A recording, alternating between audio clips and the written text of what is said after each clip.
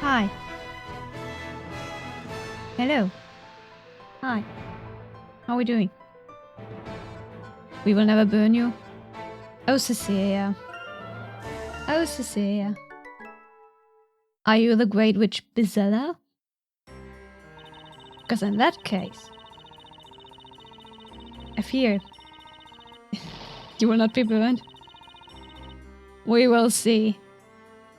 We will see. And on the other hand, this is a Layton Phoenix game. I don't think people really die in Layton games.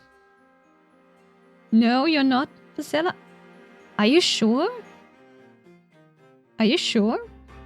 Are you really sure?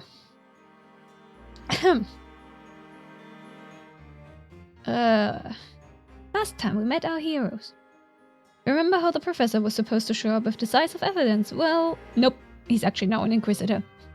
Ha. We had Darkclaw on the ropes. I mean, we totally drop-kicked her argument into space. We just needed a bit more. But then, the professor burst in saying that he would be able to prove Espella is really the Great Witch.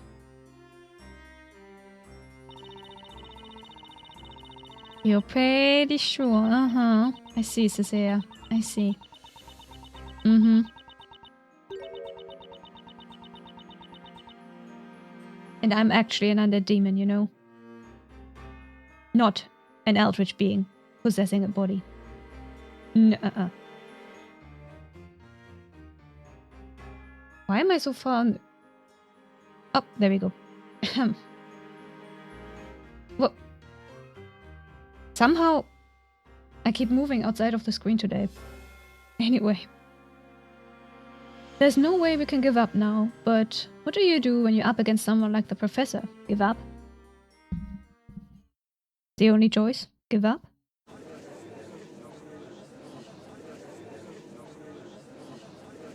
Professor? But Voiceover! what are you doing? What am I doing, Mr. Wright? Yeah, you were supposed to show up with some decisive evidence and save the day, Professor. Ha! I'm afraid my only concern here is the truth. The truth? The truth behind the real identity of the Great Witch, Espella Cantabella. If seeking the truth requires us to stand on opposite sides of the courtroom, then so be it.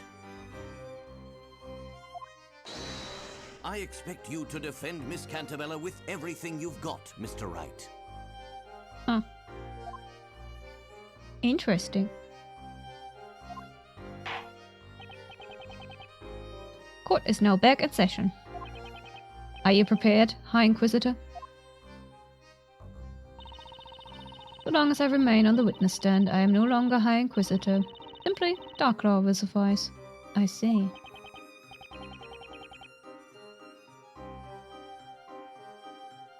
Miss Darkclaw, I'd like to just confirm something. A moment ago we established that you were in fact present at the bell tower during the time of the incident. That makes a total of 3 people at the scene. It would appear that was the case. However, you managed to stay hidden from 10 different guards. With the help of this right here, the rope of invisibility. In other words, there's every reason to be suspicious of your actions tonight.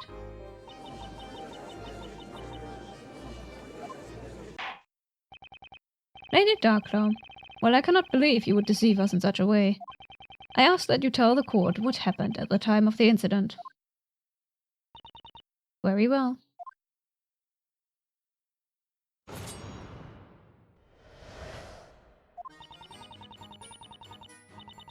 The town square was to be the parade's final stop.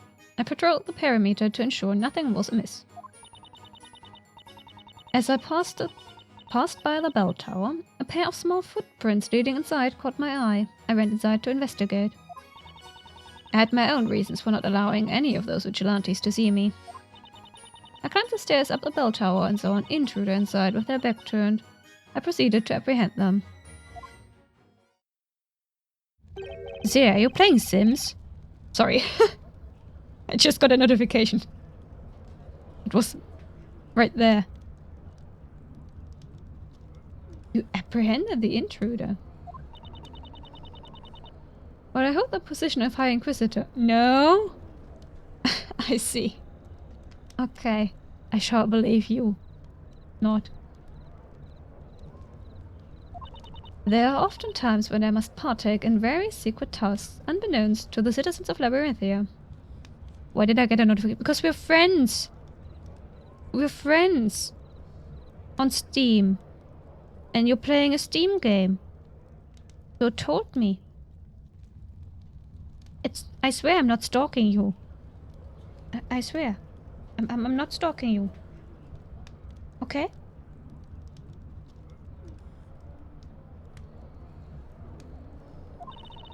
One of those tasks being ensuring the security of the storyteller. Security? As such, there's nothing odd nor suspicious about my actions tonight. I see. Defender, you may now begin your interrogation. You okay, Layton?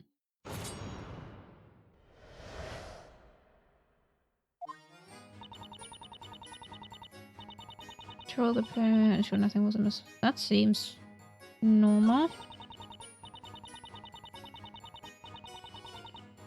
The footprints. Which ones? There were two. Those must have been Miss Kira's footsteps from when she snuck into the bell tower, right? Indeed. The ground outside was quite muddy after the rain, so her footprints were easily visible. Wait. Did Darklaw step over Kira's footsteps then? That must have been on purpose, right? Right. According to the Vigilante's testimony, they thought the footprints looked like Foxy's, but it turned out they weren't hers. That's right. The footprint would have contained a mark where her stiletto had been. Is Kira wearing stilettos? But the footprints I saw at the bell tower contained no heel mark at all, huh? And you stepped inside those footprints on your way up the stairs so as to not leave your own at risk being detected, correct? Exactly. At that time, my main task was to ensure the safety of the town square. Yeah, but why would you... Why? In doing so, it was of the utmost importance that no one knew of my presence there. Why? If the townspeople noticed your presence there, it would undoubtedly have raised some suspicion. Indeed. So naturally, that is why I did not wish to be noticed by the vigilantes. Therefore, it was imperative that I may words. Therefore, it was imperative that I mask any traces of my being there, even if it meant utilizing another's footprints. I see. A clever tactic worthy of the High Inquisitor herself. Is there anything about her testimony just now?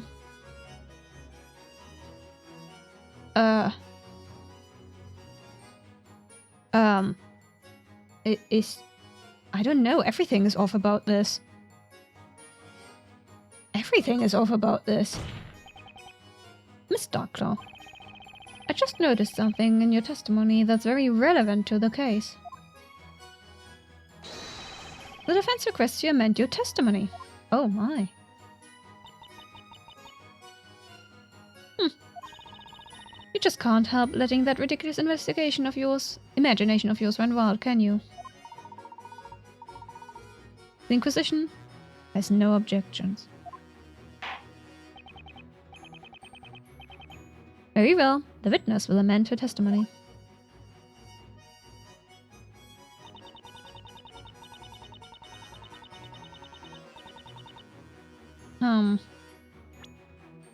Do we have...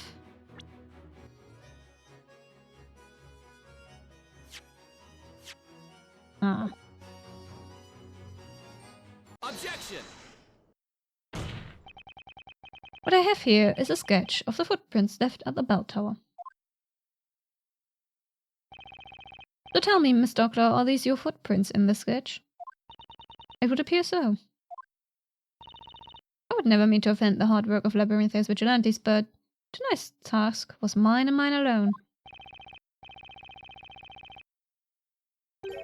Okay. When you put it that way, I can't help but notice a contradiction. What did you say? Miss Darklaw, you stated the following. When you climbed the stairs, the footprints had no heel, so you tried to match your footsteps to them as far as possible. However, if you look at the actual footprints that were left behind, you can clearly see that not only is the heel present, but so is the entire foot. If you were trying so hard to step on the footprints already there, then the footprints in the sketch shouldn't have heel marks. What about the third person, Phoenix? What if Isabella came third and stepped over them? What then? That is very true, although I do not think such a small detail is of much importance in the long run. Dude! Judge! What are you saying? I agree, it's a small detail, Your Honor, but that's not all I noticed. There was something very telling about Miss Darklaw's testimony. Telling, you say? She stated that she stepped on the footprints that were already at the scene in order to disguise her presence. Now, there's something strange in there, specifically. Why were these footprints left at the crime scene in the first place? Objection. Oh. Layton? Mr. Wright. Yes, Professor? Tell me, can you show the court why the seemingly minor detail is odd? I can't exactly do that at the moment. Who can say whether or not these footprints are indeed worthy of concern? And if it is an issue, then what exactly are the implications? That, above all, is what you must answer, Mr. Wright. I don't believe you can assert that this is a blatant contradiction at this time. There he goes again, flexing that amazing brain of his. What is it, Miss Kira? Oh, it's nothing, really. What the heck was that about? Looked like Kira definitely had something she wanted to say just now.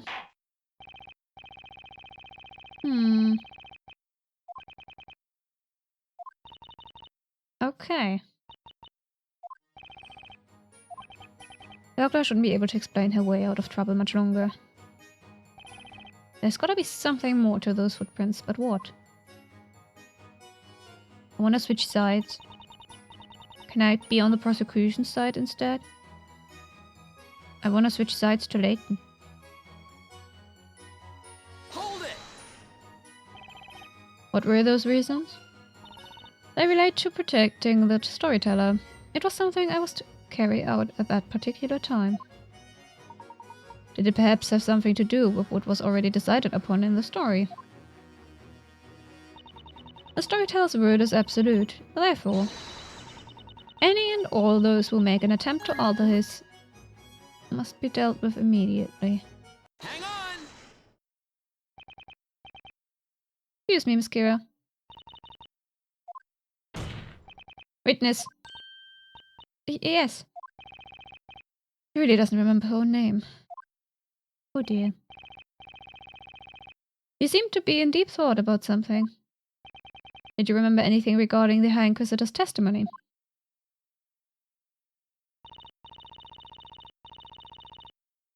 Need to cheer Phoenix on since I'm cheering for Layton. I mean, Phoenix is the one who doesn't want anyone to get burned. We don't know what Layton's objective is. We never do, I guess. But it's clear that Phoenix wants the Great Witch to be pardoned, right? He's a defender after all. So it would make sense for you to cheer for Phoenix. No, I'm sorry, nothing in particular. It's just... I'm a little disappointed in myself. Disappointed? I traveled all the way here to Labyrinthia in order to fulfill my mission, but all I managed to do was fail and end up being captured. Regardless of your own failure, Miss Kira, the storyteller did die as was foretold, did he not? Layton? But Layton, you discovered he's alive. Are you lying, Layton? Tonight, as the rain came pouring down over the town, I arrived at my designated location. Naturally, the bell tower was surrounded by guards on patrol. Patrol? 10 to be exact. I was very nervous. Vigilantes here. Just relax. You'll be fine so long as you're wearing this robe, I kept telling myself. Little did I know, I was wrong. But none of this would have happened if I was just a little bit more careful.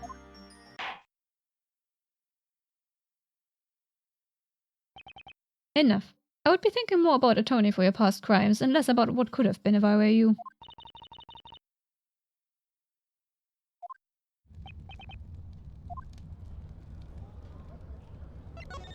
Of course there's something odd. Hold on 1 second. About your testimony, Miss Kira. You were thinking to yourself that so long as you had your robe on, you would be fine. Yes, that's right. I was... So basically, you were wearing the robe the whole time you were on the top floor of the bell tower, is that right? Yes, I had it on the entire time. That is, until I was attacked. Then my robe was ripped off by the wind. Miss Kira, this is the first time we've heard any mention of this information. Is that so? I think I must have forgotten. Your Honor, perhaps we should update the evidence, this piece of evidence in the court record. Right you are.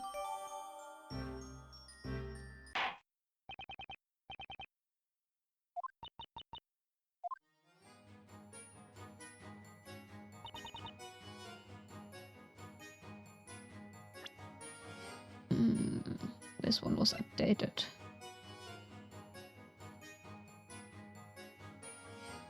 Wait. But... Objection! Objection! So the person you saw when you entered the bell tower was actually Miss Kira. The only problem with that is that it would have been impossible. Unless Darklaw is a resident of the Eldritch Woods.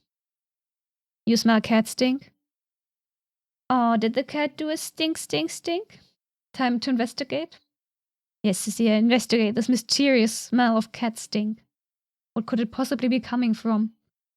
Perhaps a cat toilet.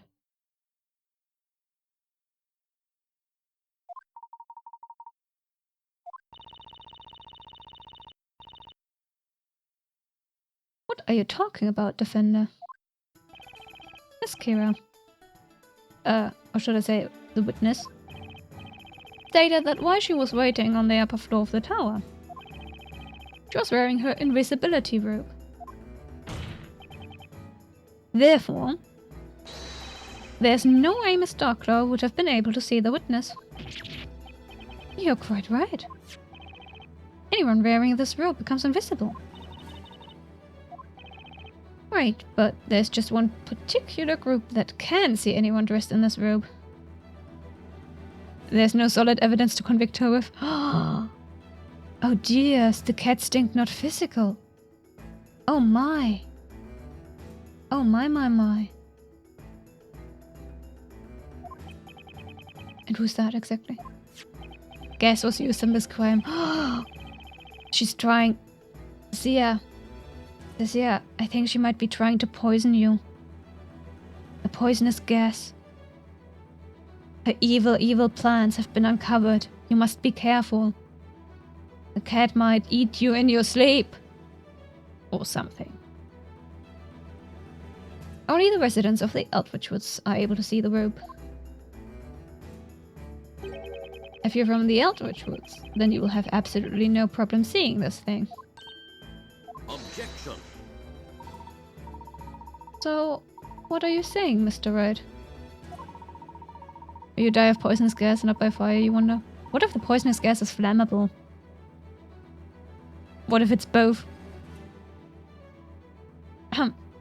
What you're saying, Mr. Wright, is that Miss Darklaw here actually hails from the Eldritch Woods, is that correct? Yeah, she's the Great Witch. Not the Great Witch Basella, just the Great Witch, isn't she? Just like Barnham said. Barnham, Barnham, Barnham. And that she knew this girl prior to tonight. That's right, Professor. What is this?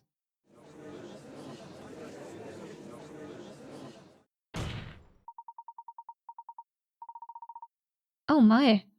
Layton slamming his hand. Oh goodness, goodness, goodness gracious. A most impressive display, Mr. Wright. However, there's one detail that you appear to have overlooked. Enlighten us. Something I overlooked.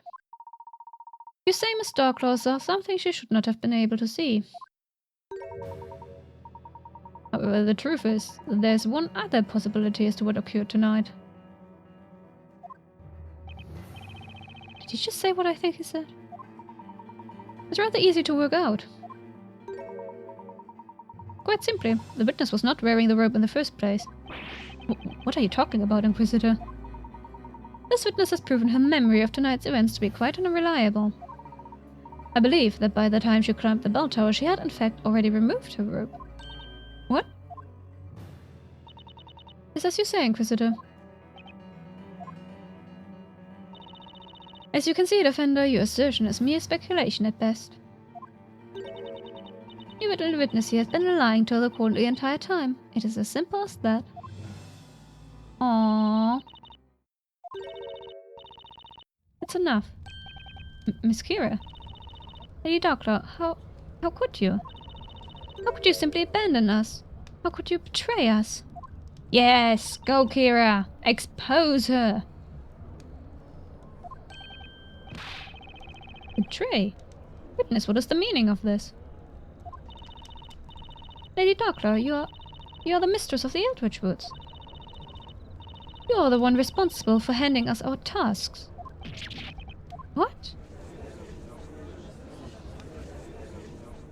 Yeah, no surprise there. This wretched girl is nothing more than a detestable spawn of magic. Her words cannot be taken seriously. People of Labyrinthia, I ask you, what am I if not a loyal daughter of this fair town? No, you're lying, Lady Darklaw. When I was waiting up there at the top of the bell tower, I was most certainly wearing that robe. Lady Darklaw, you were also wearing a similar robe, were you not? Don't you remember? What nonsense. I haven't a clue what you're babbling about. I mean, she must have. Otherwise the vigilantes would have seen her. I simply managed to sneak right by those makeshift guards. It was not the most demanding of tasks for someone like me. Yes, you're right. That would be true. If you'd been sneaking around by yourself. By yourself? Witness, explain yourself. Enough. Listen to me and listen well. Continue as you are, and I will see to it that this court be the last place in which you ever set foot. Because that hasn't happened before. It matters not. The end is already nigh. After the events of today, I shouldn't even be here right now. Miss Kira, you're saying that Miss Darklaw was not by herself at the time of the incident tonight. That's right. Lady Darklaw was wearing the invisibility robe, and underneath that robe, hello, was a young girl passed out on her back. How do you even know that, Kira? Girl, could that be? Yes, it was the very same girl imprisoned inside that cage up there. You mean Espella Cantabella?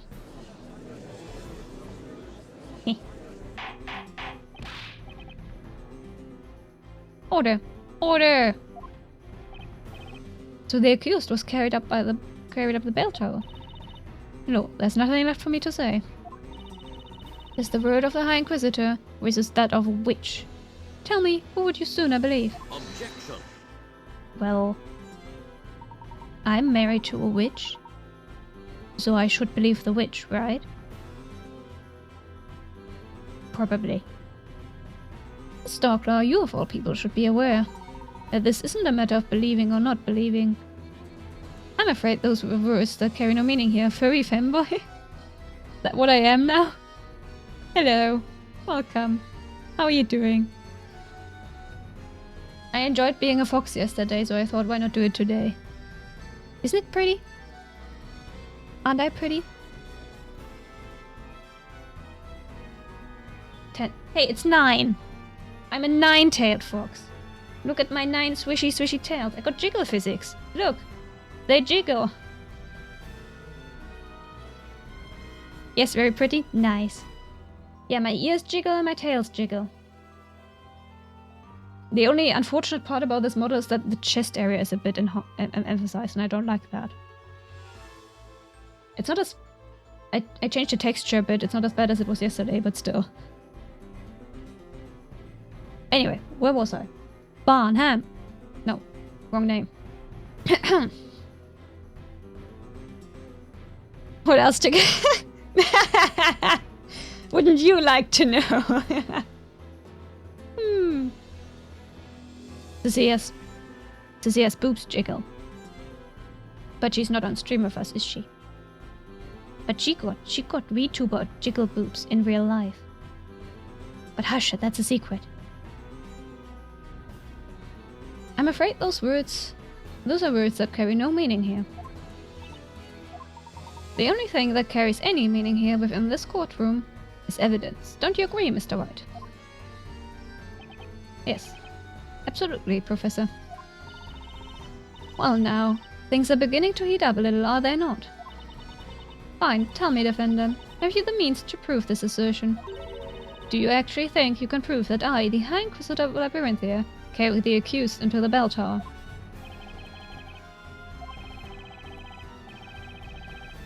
Love jiggle physics? Sort of, yes.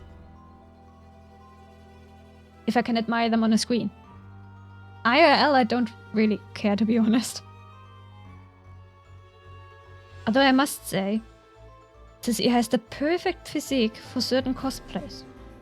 Like literally every One Piece character. Just saying. Just saying. From the looks of it, Miss Kira was supposed to keep quiet about Darklaw's little secret. But she couldn't deal with all of Darklaw's denials and finally found the guts to chime in. The One Piece is real. Yes, it is. Yes, it is. Question is, will we ever get to see it? Or will... Oh no.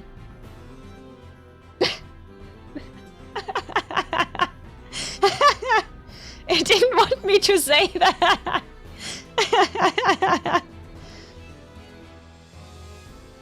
All I did was say the One Piece is real. Okay. The internet said, no, you're not allowed to say that. Don't talk about the One Piece and Oda Sensei. Oh dear.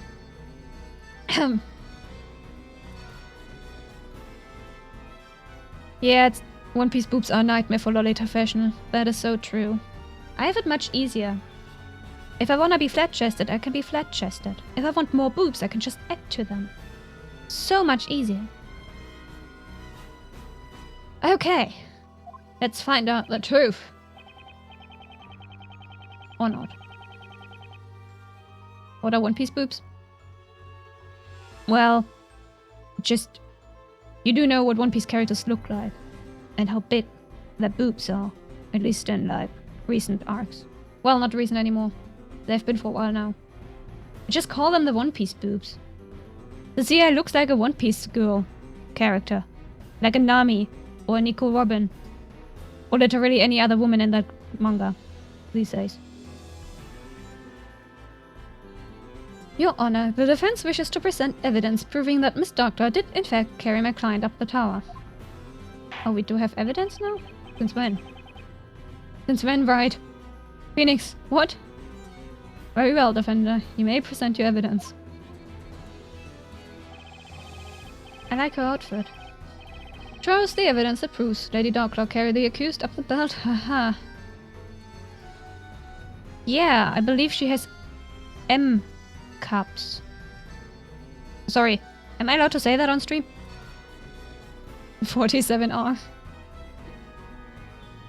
I only know European sizes, unfortunately, but it's like... Anyway, I stopped talking. I'll stop exposing my dearest witch. Evidence, evidence, evidence. Footprints? Take that! That evidence? There was something in your testimony just now that I'm not buying.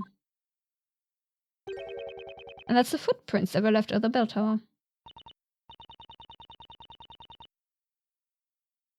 Yes, that is indeed insane.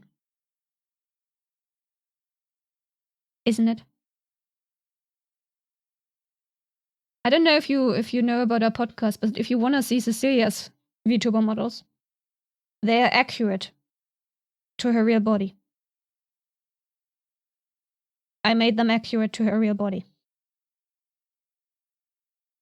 Did I not just finish admitting that those were my footprints? Miss Darkler, you stated the following.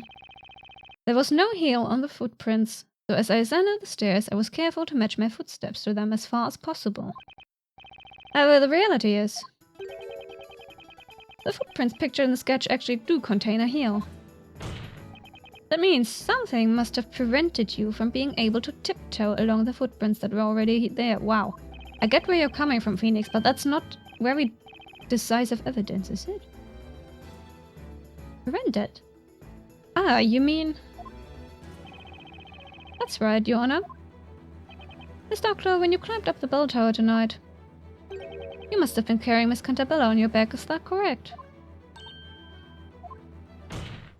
If you remember, it rained quite heavily tonight. That means the stairs must have been quite slippery. With your two hands occupied carrying the Klein, there would be no safe way for you to tiptoe up the stairs without falling. That right there is the truth behind the footprints on the staircase.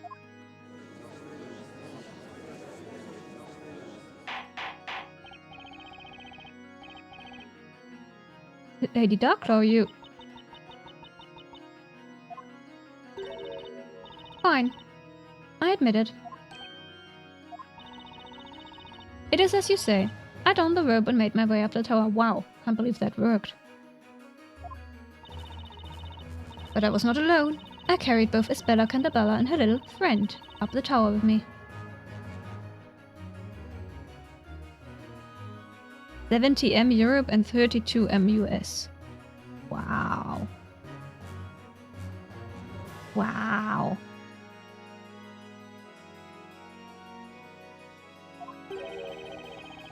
See? One piece boobs. Little friend. That black-furred creature of hers, the thing is nary ever a second from her side. She must mean Eve. When I arrived at the top of the tower, I saw this girl already there and called out to her. I was very shocked to see the mistress show up in person like that. The girl's presence was an inconvenience, so I immediately put her to sleep. Believe it or not, it's just like you said, Defender.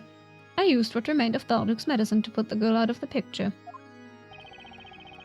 And that's when Miss Kira put up a fight and pulled this pendant right off your neck, correct? That's right. I cannot fathom it. That would mean this pendant actually belongs to you, Lady Darkclaw. Well, Luke got a picture of that.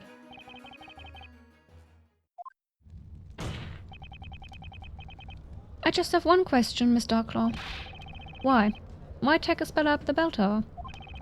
Or render her unconscious? And why go through the trouble of sneaking past the guards? What exactly was your aim in all of this? I am in no way obliged to answer that question, Defender. What? What makes you say that? Simple. Not that this has any relevance to the case at hand, that is why— What? What? What? Excuse me, what?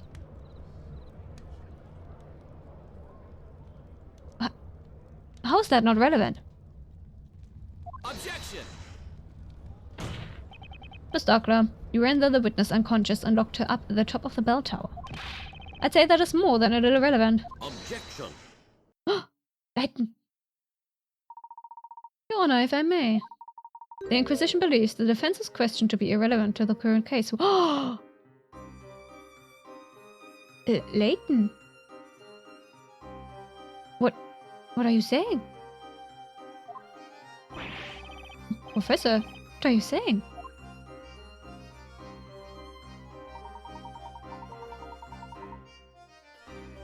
It would seem that the defense has forgotten a very important point. Namely, the point of this, Mr. Wright. Huh? The aim of this trial is to find the identity of the Great Witch Bezella.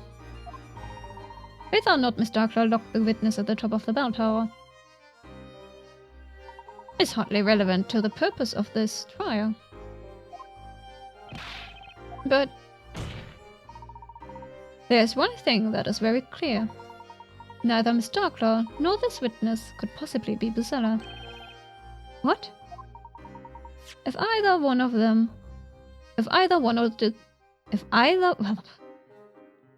Words are failing me. I'm so shocked. If either one of the two were Bezella, then there would be no need for them to have used this web of invisibility. They cannot use any magic, therefore it is inconceivable that either of them could be the Great Witch. A rather straightforward argument if there ever was one. At the time of the incident, there were 3 people present. Of those 3, 2 used the robe of invisibility to vanish from sight, leaving only one person, indeed, Miss Cantabella. With this in mind, the larger question is, who is Bezella? That not obvious. The accused, as Bella Cantabella, is the only possible answer. Besides, the accused's voice was heard by all the townspeople chanting the spell Granverum. Objection! Not so fast. I happen to think these witnesses are extremely relevant to this trial. Did you forget about Miss Kira? She supposedly took a one-way trip into the pit of fire over there. What? Not over there, Wright. We are in a different courtroom. But okay.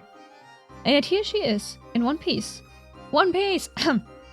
Testifying that she returned in order to kill the ruler of Labyrinthia, the storyteller. Then there's Miss Darkclaw, who rendered the defendant unconscious and proceeded to transport her up the bell tower. I'd say there's more than enough reason to investigate who these two really are. Yes, the One Piece. I do actually own the entire... Every manga that has been released so far of One Piece. Every volume. All 100... I think we're at 109 right now, 110 something. I own them all. Only to discover that they are not in fact the Great Witch Bezella. I'm saying there's a possibility that these two are somehow related to Bezella. The court will now announce its thoughts on the matter. I must say, what Inquisitor Layton has stated certainly does ring true.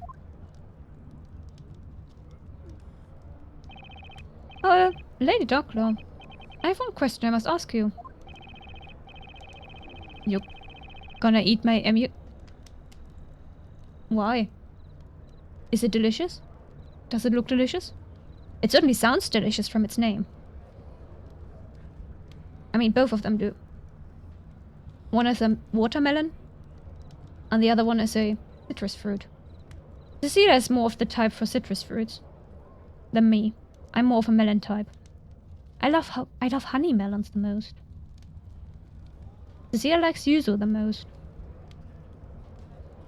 Isn't that fitting? What exactly were you hoping to accomplish here tonight?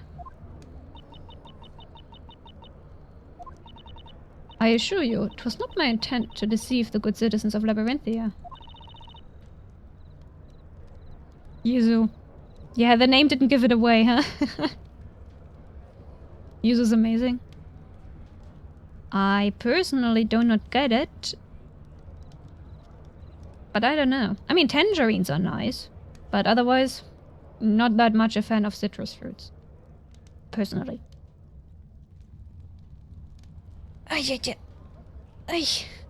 Okay. Let me drink some water. Water. Water. There we go. Hydration is very important. You love Yuzu the emulator? Ah, wasn't that one taken down though? I never tried it because I do... Well... Up until now, the Switch was still getting updates and shit. And games were affordable and stuff. Yeah, a bottle of water. A bottle of water. They were Super Nintendo, yeah. And unlike the 3DS and the Nintendo DS, I can just connect the Switch via a capture card. So like streaming with a Switch is way easier than having to mod a 3DS on Nintendo DS. Also, the Nintendo DS, my charger's broken. And they don't sell chargers anymore. So I literally cannot use it anymore. It's so mean. My poor Nintendo DS. Back to the game. I must now reveal the truth to you all. Ooh, the truth. What did she say? You don't think, Lady Dog... Also, I'm on my third. Oh. I'm on my third Nintendo DS now. I broke 2 of them already in the past. The third one I had to get second hand because they didn't produce them anymore at the time. That was before I had devices capable of using emulators. You don't think Lady Darklaw is in league with the witches, do you? She can't be. She was the one that saw to that other witch's demise. Lady Darklaw, are you saying that you're... That's right, my lord. I am a shade. A shade. Dum dum dum. Lady Darklaw, will you please tell the court exactly what you mean when you say shade? Your computer should be able to run a Switch 2 emulator at higher resolutions when it comes out. My computer can do that too. But Cecilia is planning to buy a Switch 2. And it's just easier to go like, Cecilia, can I borrow your Switch pretty please? Than having to run an emulator. You know? I'm a lazy person. Yes, of course. I grow weary of standing behind this bench. I will tell you what I can. What the heck is she trying to pull? Why testify about something that could potentially undermine your credibility? Also, too broke to buy Switch 2, so real. Same, so real. But if I ever grow big enough for people to look at me and perceive me, I can say, hey, I'm using actually the legal thing, you know? Gotta be on the legal side of the law after all. That's what you have a spouse for that earns more money than you. I'm too lazy to work normal hours. I prefer to sleep properly. Once you get a job. Yeah, getting a job does do it, right? I mean, I need to recover from the move. Once I've recovered, I will have enough money again, but... Gosh, it was so expensive. It was so expensive moving here. And I don't even get good internet out of it. It's so sad. All I want is good internet. But we can't have it all, can we? Why are you censoring the word job, though? What is it with censoring the word job? Someone in the Discord server asked me to censor the word recently, and I'm like, why? What's so evil about having a job? Does it traumatize people to have a job? It's the new story. What? Huh? I don't understand. What is wrong with people? What are humans doing? You humans confuse me every day. So weird. Job slow. I have a job. Cecilia has a job. We are adults. We need to work a job. It's what people do. To earn money. I look like a rock IRL? What do you mean? I look exactly like I do on stream. This is what I look like. No. Not this shape. The other one. Occasionally my eldritch is leaking. But mostly I keep a physical shape. You know?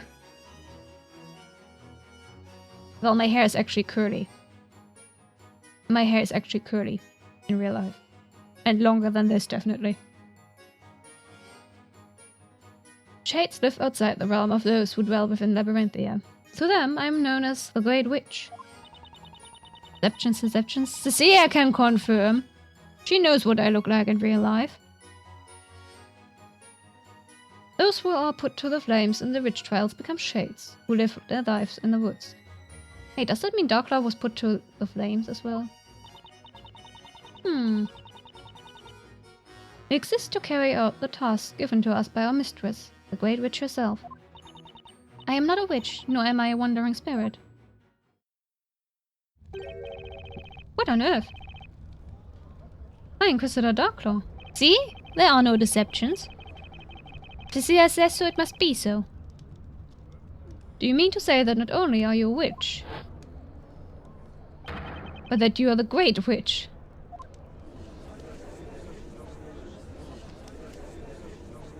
Nine Tails. Well, I admit that I am not a fox in real life. Just a normal, definitely a normal undead demon. I am definitely not hiding any eldritch abomination secrets in the forms of extra limbs and eyes and mouths. Believe me, I'm a normal undead demon. I really am. I really am. That's a lie. Unbelievable. Lady Darklaw is the Great Witch. Great Witch. Doesn't that mean she's Bezella? That's right. Lady Darklaw is Bezella. No, she's not. No, she's not. I do hope you have not forgotten what we established only moments ago. It is not possible for Miss Darklaw to be Bezella. But Inquisitor Layton, surely the testimony just now proves it. I'm afraid that in the heat of such revelations you have all misheard the information. 'Tis pointless. This is the extent of what the people of this town will believe. I believe the truth will become clear during our cross-examination. Don't you agree, Mr. Wright?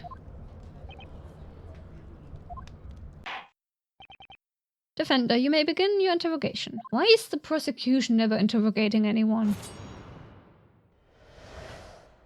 I just want to be on Layton's side. Let's live outside the realm of those relevant. Yep. Okay.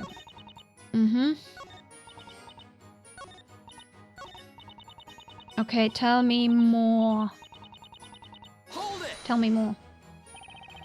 Wait, which? Yes, that's right. However, I am not Bezella. The mistress to those who dwell on the Eldritch Woods is dubbed the Great Witch. Even if I wanted to be Bezella, I couldn't. As the ever-so-charming Inquisitor stated earlier, I cannot use magic. Miss Darklaw, I have one question.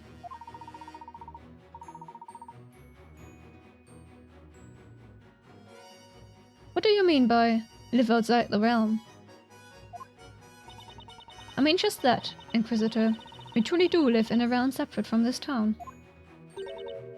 Now, surely one as intelligent as yourself has worked out the answer by now, no? Perhaps. That remains to be seen, Miss Darklaw. Regardless, 'tis something we cannot discuss with anyone. But it is something that the defense should be able to prove. That sounds like a challenge. By the way, Miss Darklaw, since you're not actually a witch, why do you continue to be called that? To answer that, I must first discuss the true identity of the Shades. Those are put to the flames in the... What? Oh, I thought she was gonna continue there. Apparently not. Okay. Let me just press that as well. Tell me more. So you're saying that the Kira right here now is the Shade version of the Kira from before? Indeed, Defender. The girl has no recollection of her life prior to living in those woods. What manner of witchery is this? Why? This girl, Kira the flower seller was cast straight to the flames before our very eyes.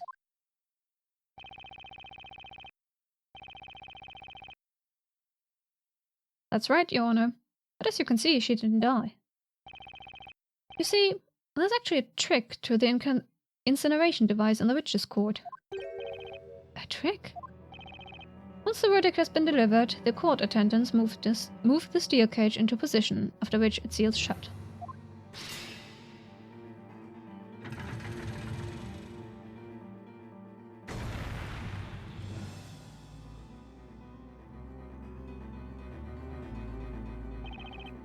Then, the cage is dropped down into a pit of fire.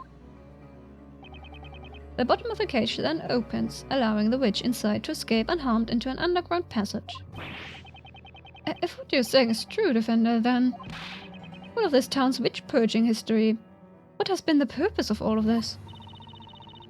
You and the knights have indeed been ridding Labyrinthia of witches. However, nary a single life has been taken in the process. That is the reality of a Layton game. I don't know about the Phoenix Wright games, but the Layton games just don't really kill people, do they?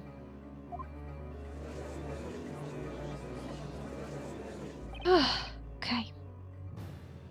But you cannot truly expect me to believe such a ridiculous notion. Your Honor, it's true. Take a good hard look. It doesn't get any more life than this. Ah, it's you. Yeah, man. Yeah. Well, it's actually my FA. Your forgetfulness. What the heck are you doing? Everyone's gonna recognize you. Yeah, but seeing is believing, Nick. Now they have to believe you. Do you see? Are you satisfied? All those found guilty in the witch trials lose their names, magic, and memory. They are then sent to spend their lives as shades in the Eldritch Woods. And the mistress of those shades is the Great Witch. As you can see, this girl too has become a shade.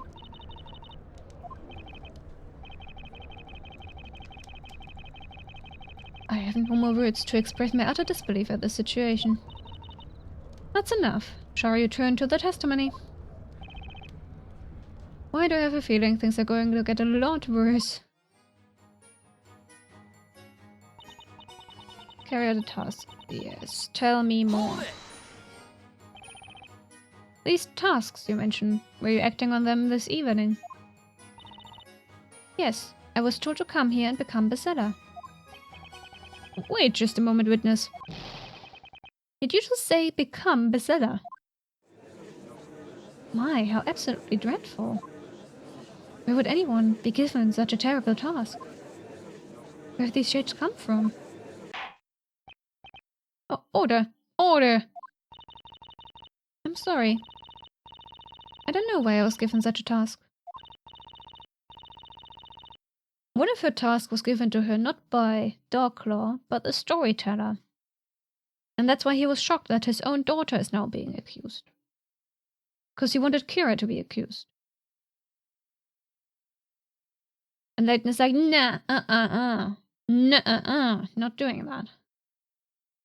All I can do is follow the orders I am given. If I can't do that, if I can do that, then I can return. What do you mean you can return? Such is the nature of the shades. Neither human nor witch. Theirs is an existence spent in the shadows. Each of the shades is given specific tasks. Then, upon successfully completing such tasks, they are allowed to return to Labyrinthia as brand new people. But Lady Darklaw, how can they return as brand new citizens? And we already know who they were. For instance, we all recognize the former flower seller standing before us.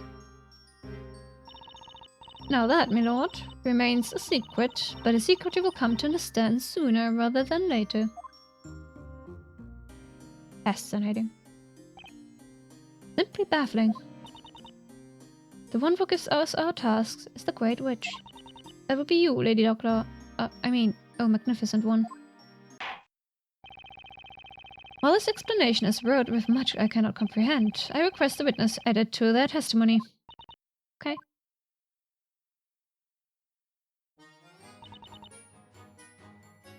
Hold it! Okay, tell me more. So about these tasks, can you give us any other examples? Neitshayd's tasks must never be discussed with others, no matter what. She says that even though she just finished telling us about her secret task. Incidentally, do you perhaps remember when you arrived back in town to carry out your orders? Well, not really. My memory is still a little fuzzy. Say, didn't Kira only just recently become one of those shade thingies? Still, I failed my task tonight. Come to think of it, when Luke and I had our little run-in with Kira, I remember being blown clear across the marketplace. But I never saw any explosives or gunpowder. Maybe Kira was given the task of blowing you to smithereens, Nick. And we're done. Getting back to this testimony. Sure, there's something there that just doesn't add up.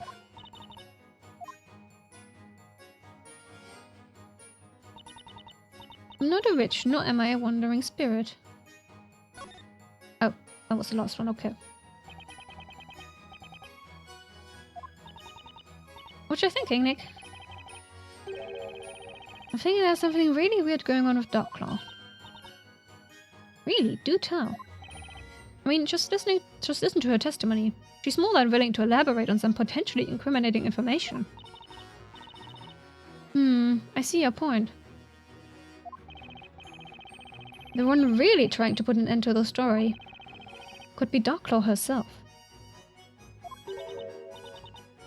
I guess. But still... Huh? Remember, Nick, we're here to save Espella.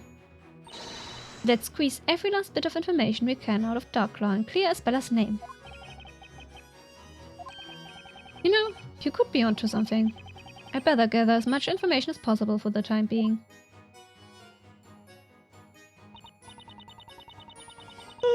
Oh dear, why does this game always make me so sleepy? So sleepy. Okay. Okay. I have not pressed the last one. Hold it! You really don't have any recollection of your old flower selling self, do you? I don't. When a witch becomes a shade, they lose all memory of their past life. They lose their memories, but why? And yet you still have some grasp of the concept of magic, do you not, witness? Let me spell it out for you. Magic does not exist in the Eldritch Woods. Oh, but... there are actually lots of things back in the forest that I have not seen in this town. There are things there you haven't seen here. Like really huge machines, that sort of thing. There's one that spits out fire with such amazing speed, and then it expels these huge plumes of grey smoke. Oh my. A machine that spits fire. Never have I heard of such a thing. Are you certain that these machines of which you speak are not simply magic? You know, now that you mention it, I don't think anyone from this town can actually see those of us from the forest. They can't see you? How can such a thing even be possible without magic? Objection. Layton? Miss Darklaw, if I may interrupt this for just a moment. What is it, Inquisitor Layton? Through your testimony just now, we have all come to understand the process of how one becomes a shade. However, I was hoping you would perhaps elaborate on one additional point. Namely, what exactly is the purpose behind the shades? If you wish to know our purpose, there are certain other things you must first understand. Once you've done that, the answer should be quite clear. Isn't that right, Defender? Purpose behind the shades.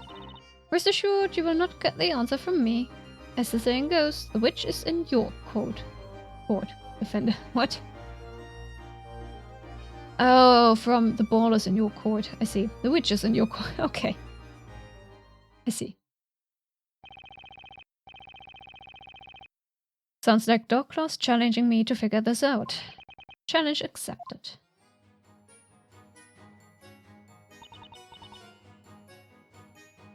But one true purpose for the Shades to dwell in the Eldritch Woods. What is the purpose of the Shades? No, she's not gonna tell you. Yeah.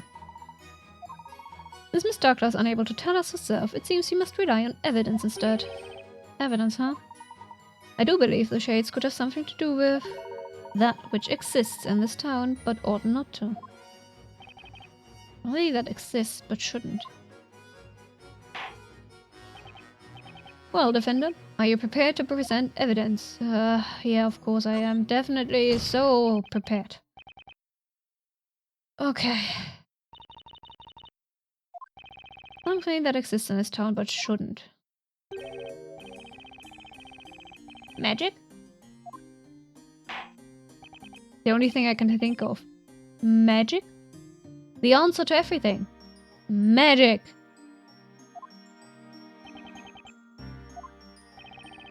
Okay.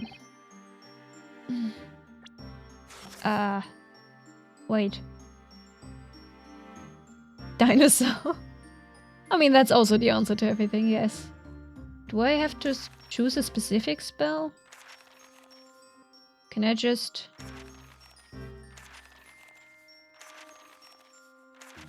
Do we have any other evidence that says magic? No, I don't think we do. No, okay. Nice.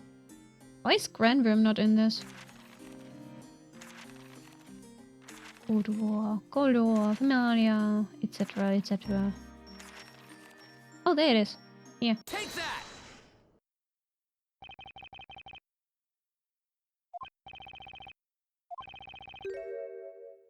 Something that does not exist. I have a feeling no one is going to like the answer I'm about to give, and it will probably end up shaking this town to its core.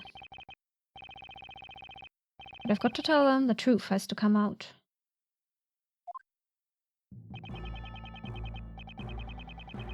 Since I arrived here in Labyrinthia, there's been no shortage of really strange events. Ignace. It was supposed to be Demir. I always want to say Demira, but apparently not. Demir. Wudor, Goldor, and now Granbrim. The mere command of magic is in itself a crime, is it not?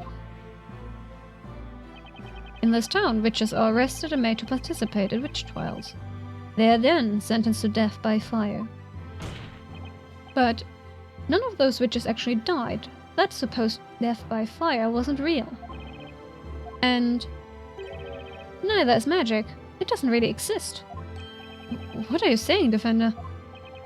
The Eldritch Woods apparently contain some rather large machines, unlike anything that exists within Labyrinthia. Machines that emit fire and produce large plumes of smoke.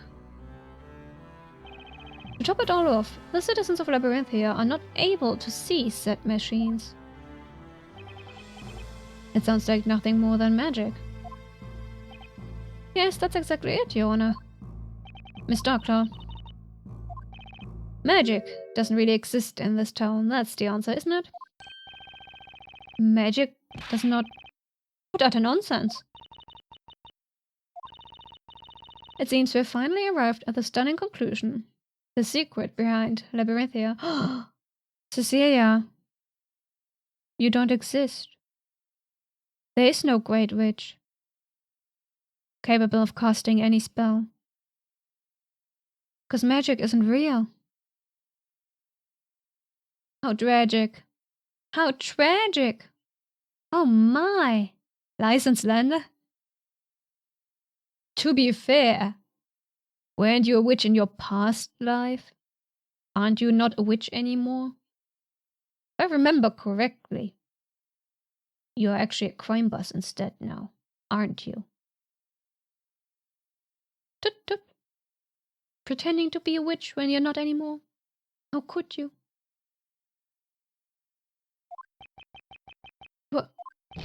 What? So shocked. Oh my. Order.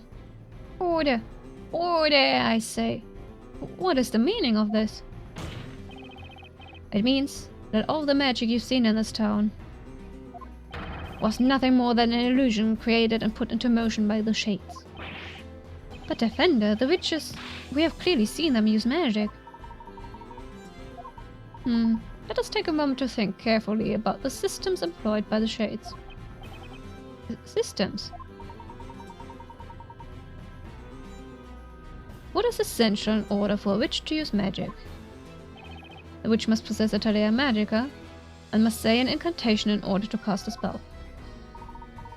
And the spells able to be cast are determined by the Scepter's magic gems. Now, what do you think is the purpose of placing such requirements on the use of magic?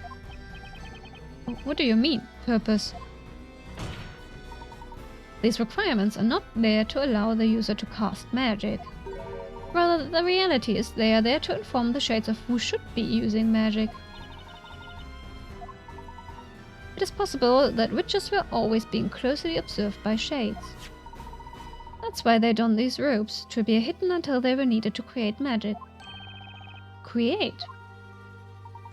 Indeed. There are all kinds of spells within this tome. It would be quite troublesome if they were simply allowed to use any spell at will.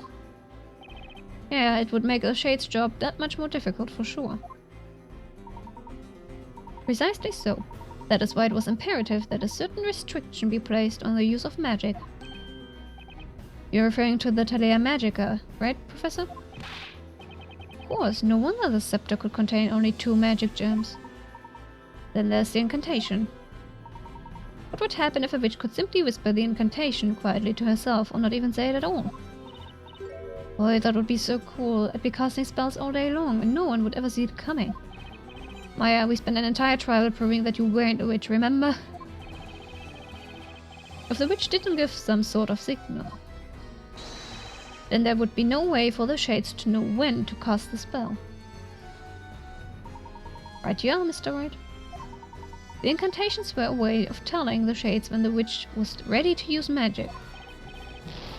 What on earth? Never did I think these requirements could have such a purpose.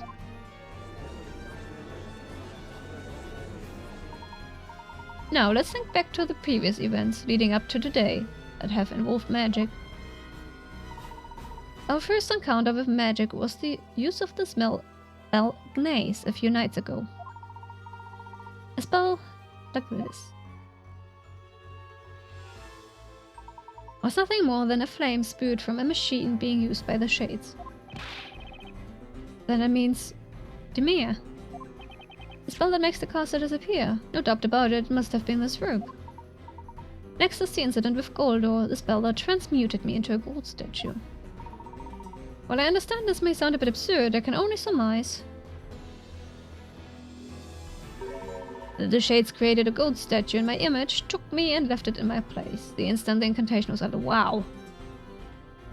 But they must have... That's so far-fetched. They must have A, known it would affect Layton, or somehow made it to affect Layton. And also make a gold statue of him. Like... Wow. Professor, it's no more absurd than anything else that has that.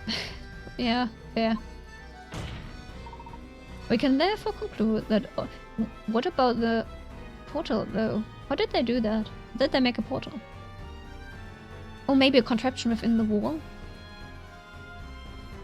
They were I mean, if they observe all these supposed witches, they knew... Forgot their name. That the butler was painting the wall screen, and then I'm assuming they... Whatever. Suspension of disbelief, whatever. We'll just take it as is. We can therefore conclude that all of the magic in Labyrinthia was created in a similar way. What do you say to that, Miss Darklaw? I'd expect nothing less from you, Inquisitor Layton. At any given time, there were between 5 and 10 witches in town. All of the witches were accompanied by Shades at all times. It was easier than you would think. You see, the Shades living in the Eldritch Woods total in the hundreds. It was simply a matter of having each of the shades operate in shifts in order to watch over each of the witches within the town. I must say, Lady Darklaw, that is quite a number of shades. It was not only those who fell victim to the flames that were turned into shades, but their victims too were made permanent residents of the Eldritch Woods. Oh. Then... that's a lot of victims, though. Those two... and also, you need some shades to begin with, right? You need some shades just to start the whole magic thing, and also... and I'll stop thinking about it. Those two shady thieves from before were turned into shades. Ah yes, you mean Robs and Mugs. Despite their dubious appearance, those two were a couple of my best shades. Shady thieves turned into shades. This stuff writes itself. I cannot believe what I have heard.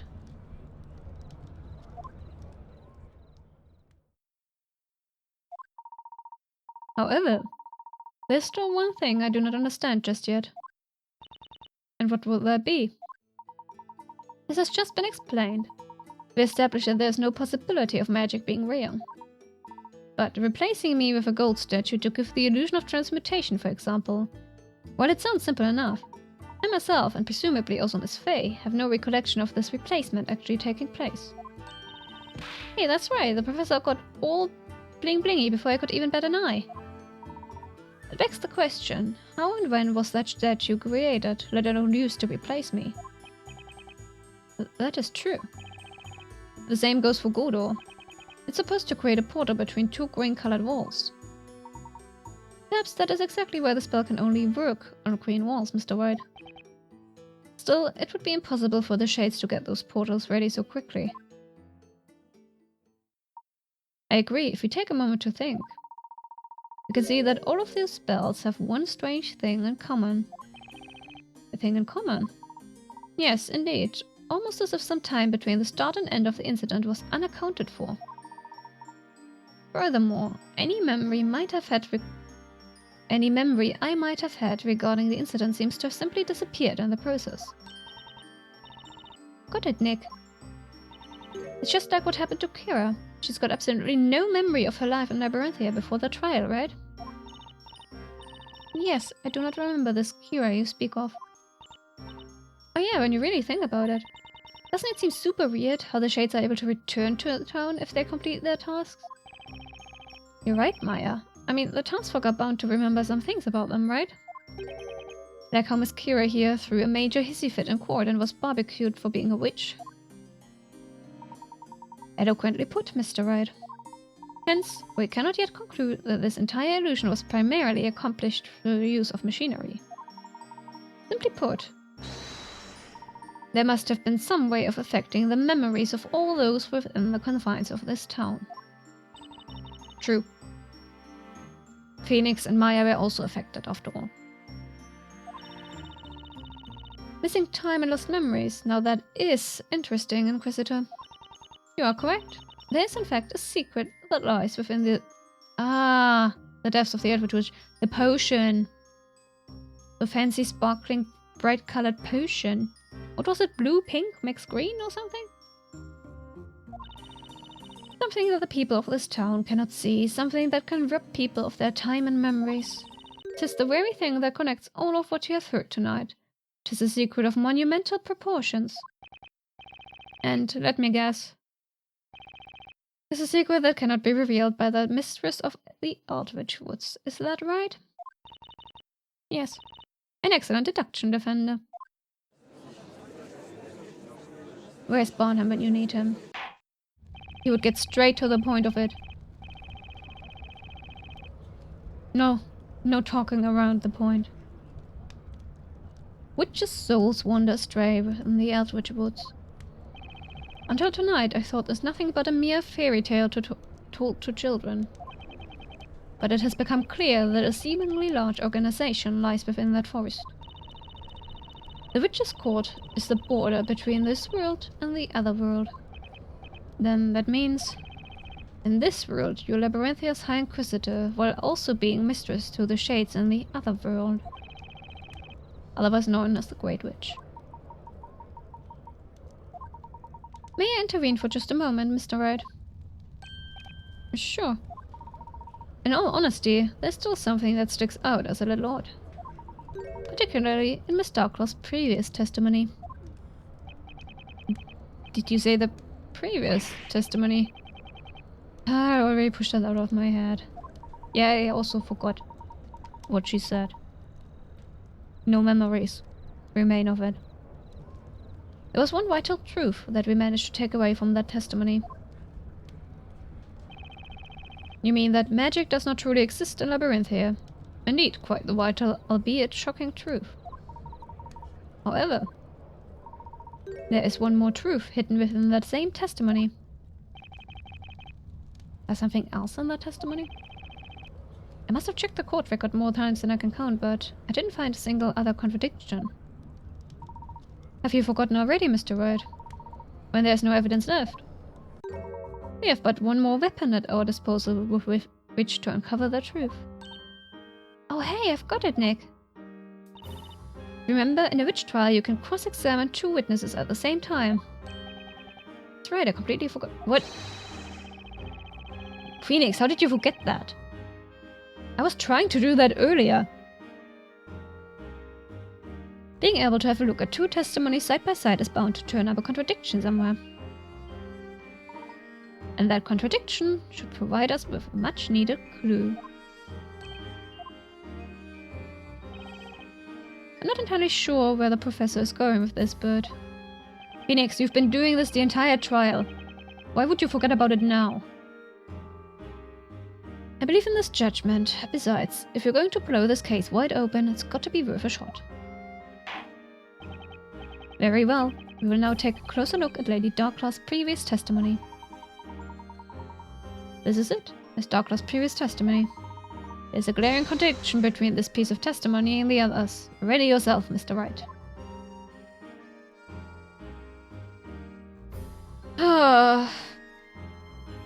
Okay.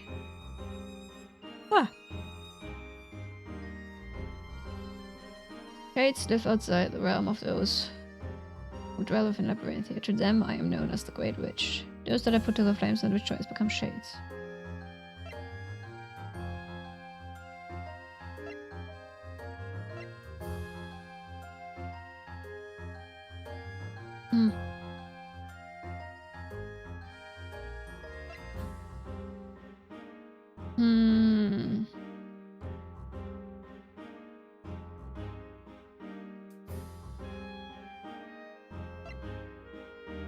Objection!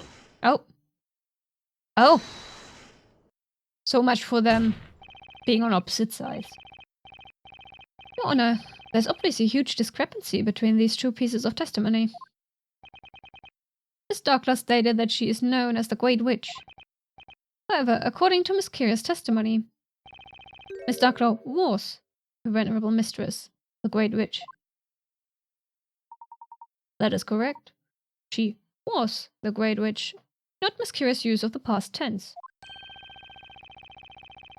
Past tense? I'm afraid my grammar is not quite what it used to be. I ask what you mean. It's simple. Miss Darklaw was the mistress to the Shades, or as they also called her, the Great Witch. Therefore,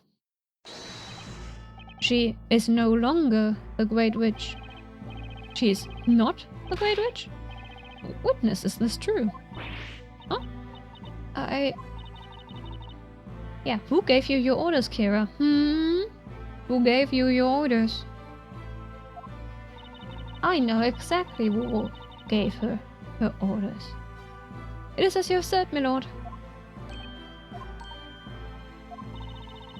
I relinquished my position as Great Witch in order to fulfill the objective of this task. What would that objective be again? It would be the assassination of the storyteller, Your Honor. Witness, at the beginning of this trial you stated that you came to town in order to complete your task, didn't you? What's more, you said you were going to summon the fire dragon to do it. Now this task, it wasn't Miss Darklaw here that gave it to you, was it? No, it wasn't.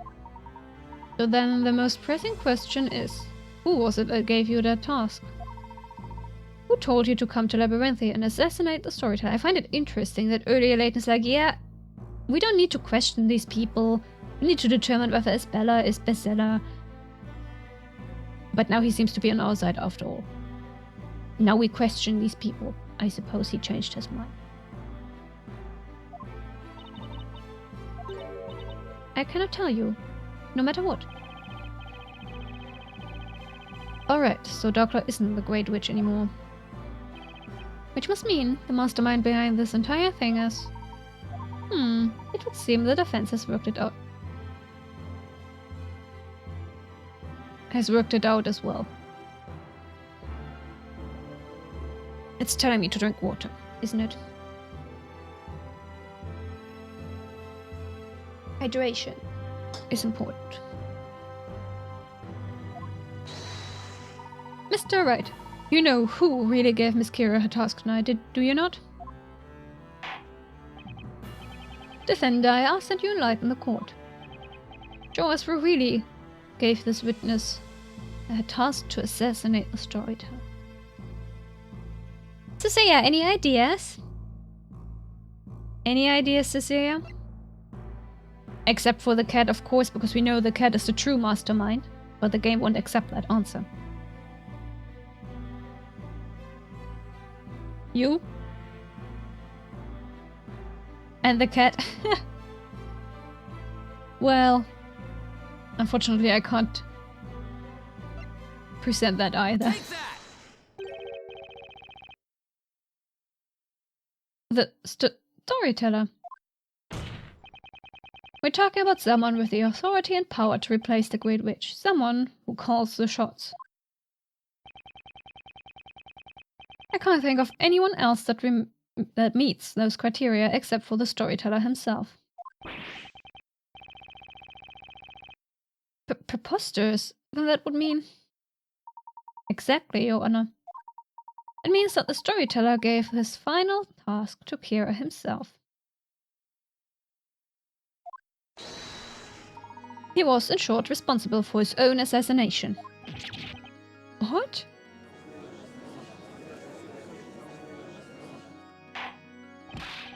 Order. Order. Order in the court. But for what purpose? Why would he plan his own assassination? That I cannot say, Your Honor. However, the final chapter of the story does tell of his inevitable death.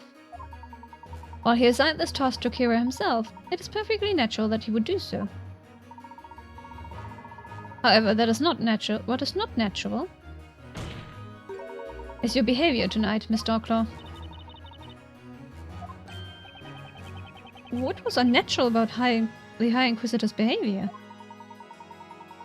You were once the head of all shades, and yet, tonight you tried to interfere with the storyteller's plan.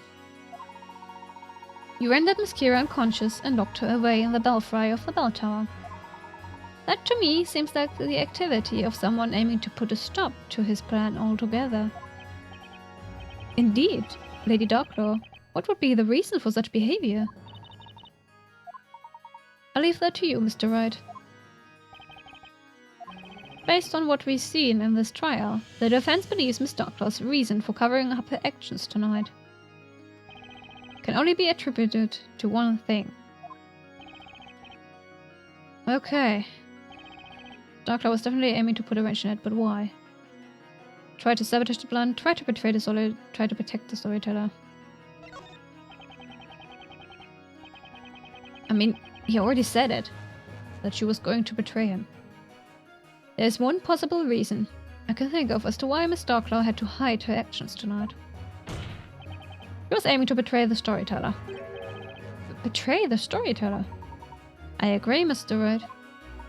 The storyteller used the Great Witch Bestseller to take his own life. Instructions to carry out the plan were given to Miss Kira. However, Miss Darklaw planned to intervene and change the scenario at the very last minute. She planned to do so by changing the identity of the Great Witch from Miss Kira to Miss Cantabella. Thus, bringing us to our current situation, Miss Cantabella on trial for the murder of her father at the hands of Bestseller. You, Miss Darklaw, seem to harbor a rather strong hatred for the storyteller, if I am not mistaken.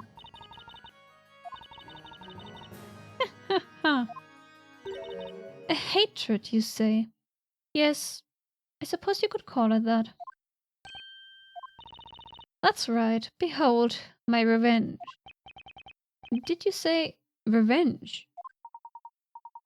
Miss Darklaw, will you please tell the court of your plan for revenge? If you insist.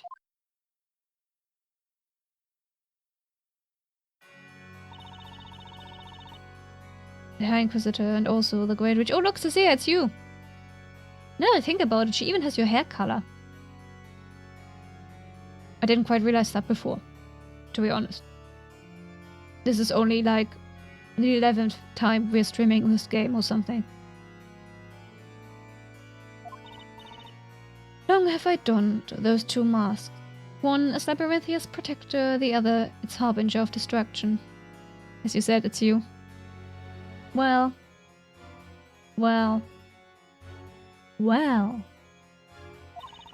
In other words, I was merely meant to serve him.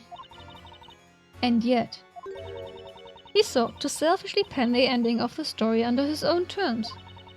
He did not care enough about me or any of the townspeople to allow us the dignity to decide our own fate.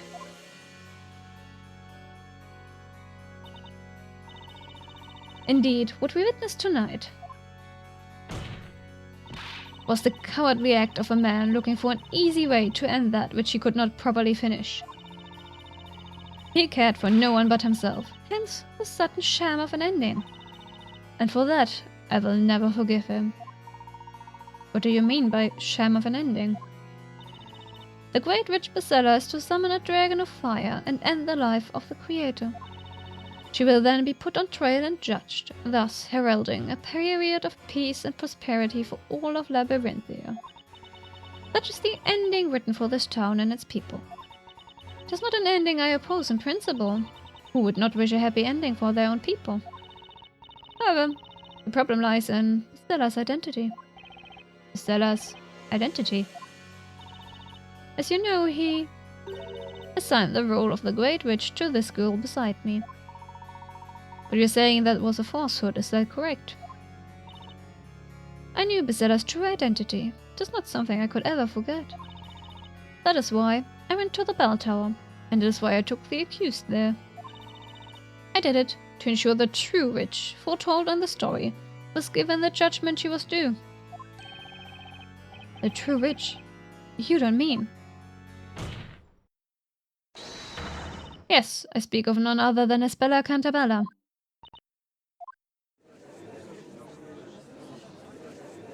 Objection! Miss Darklaw, there's a glaring contradiction in your statement. And what would that be? It's supposedly common knowledge that Basella is capable of using all magic. However, that is far from the truth. Magic does not actually exist in this town. It was all one giant illusion created by the Shades. Therefore, the Great Witch Basella cannot exist either.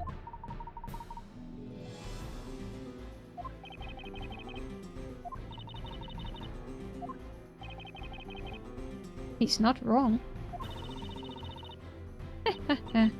You fool. Defender, you really don't have a clue, do you? But wait just a minute now. Is the Defender not correct? If magic does not exist, then it goes without saying that witches do not exist either. And that would include the Great Witch, would it not? That's right. They've been lying to us this whole time. Bastards.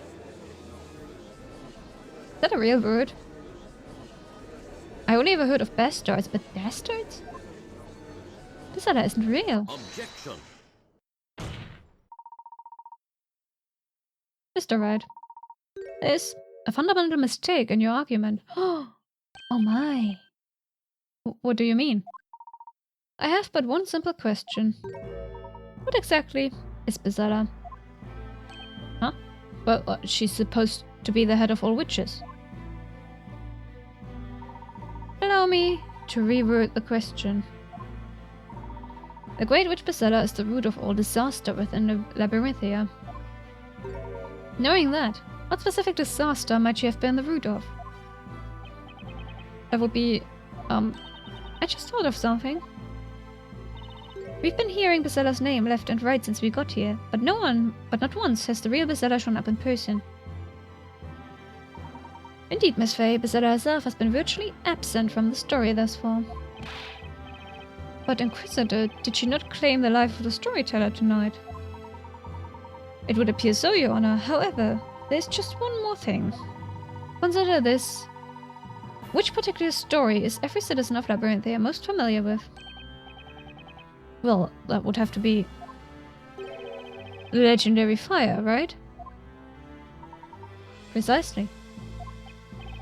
Surely you're not serious. As the name implies, that is but a mere legend. No one knows for certain if it occurred. Memory-altering substance? So they say, but the reality is, there are still traces of that terrible fire within the town today. Professor's right. We've even seen some of it up close and personal. Yeah, the Great Archive. You are indeed correct, Inquisitor. Littered throughout the town are burned remnants of a fire most fierce. However, no one can say for certain what transpired back then.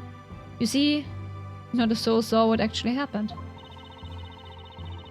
Let me see if I have this straight. There's an entire town full of people and no one saw what happened. Correct? Except for one particular person. What?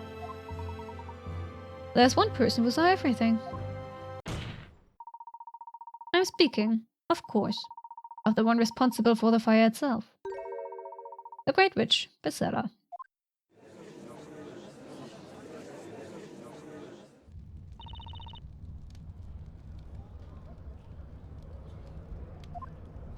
Yes. I've remembered. All of it. Bezella? What are you saying? When I close my eyes, I can picture it so vividly. The awful sight of the flames engulfing everything they touched. The scorching heat on my skin, the smell of burning cinder all around me. The large plumes of black smoke, the warm tears streaming down my face. I remember it all. What you are recalling now is the moment the Great Witch Bezella destroyed our town. Well, it appears my role here is finished. As for the rest, I leave it in your capable hands, Inquisitor.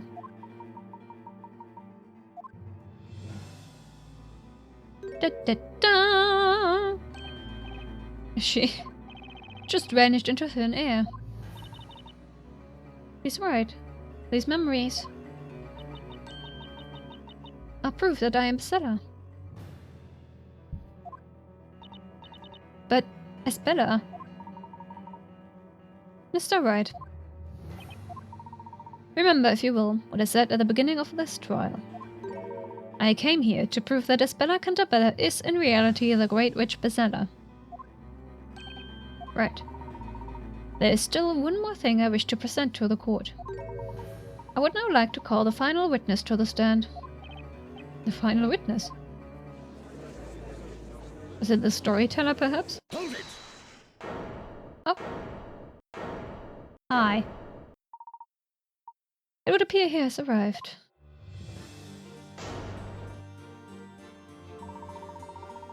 Ladies and gentlemen of the court, I give you this trial's final witness, the storyteller. And just like that, he appeared, the man who died not hours before, and the victim of this very trial, the storyteller himself. Professor Shute chose one heck of a final witness. Morning is drawing closer and closer. Ah. They pulled an all-nighter. How this trial will end is anyone's guess. But will it end? Will it finally end? Please, make it end.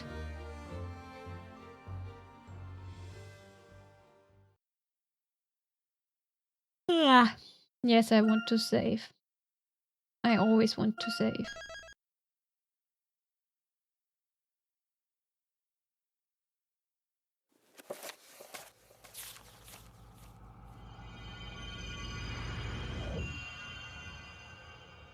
Epilogue. Oh, the final chapter. The first story.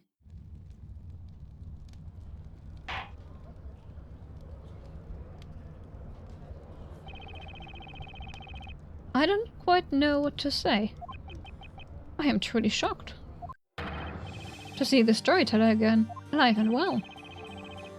This was unexpected by me too, as I did not plan to appear before you all again. I was convinced that you would all see the last of me at the parade. But this is the trial of your murder. Indeed it is. And you are alive. Yeah, see? No one was killed, so let's call this war thing off and never have a witch trial again. Oh my, take it easy. We're still in court, remember? What's the point of this? The storyteller wasn't killed. Espella would never do anything to harm her dad. Objection. If only it was as simple as that to end this trial. However, it is not, Miss Fey. But, Professor... Search your memory and you will know the reason why. The crime Miss Cantabella is accused of is not just murder. The purpose of the Witches' Court is to sentence the witches for what they are. Isn't that right, Mr. Storyteller? I fully intend to expose the true identity of the seller. And this would not be possible without you, Mr. Storyteller, on the witness stand. I see. And so you assume the role of an inquisitor just to lure me here. Be that as it may, the Inquisition still maintains that Espella Cantabella is the Great Witch Beseller. Dead. Been a long time, Espella. 4 years, in fact. You must have experienced many hardships living among the townsfolk. This daughter of mine never fits in with the others, no matter how hard she tries. No, it wasn't quite like that. There were people who supported me. Aunt Patty was very kind, and the customers who came to our bakery were nice to me. I'm happy to hear that. I wanted to watch over you ever since you left for the town. But in the end, I failed to do so. I had no idea of what was happening to you. I am very sorry, Espella. Oh, Dad, you don't need to apologize to me for anything. It's me that owes you an apology. I was trying to hurt you. It was all my fault, not yours. There's no reason for you to blame yourself. Dad, I'm happy we got to talk. Huh? This doesn't count as a talk, but okay. You were so busy writing everyone's stories that we stopped talking to each other. Before, it was different. You used to have time for me. Please forgive me. Why did it have to come to this? Mr. Storyteller, it's time to put everything in order now. The townsfolk and your daughter deserve to know the truth. The truth about yourself and the story. Yes, I suppose it is time I told you the truth. Your Honor? Yes, Mr. Storyteller? Let us begin. In this trial, I shall be judged. Understood. Just like that. The witness shall testify. People of Labyrinthia who have gathered in this court. I will now tell you the true story. Many of you will certainly find it hard to believe and difficult to accept. Nevertheless, I ask you to please lend me an ear and listen with open minds. Espella, my dear daughter, I ask you to do the same too.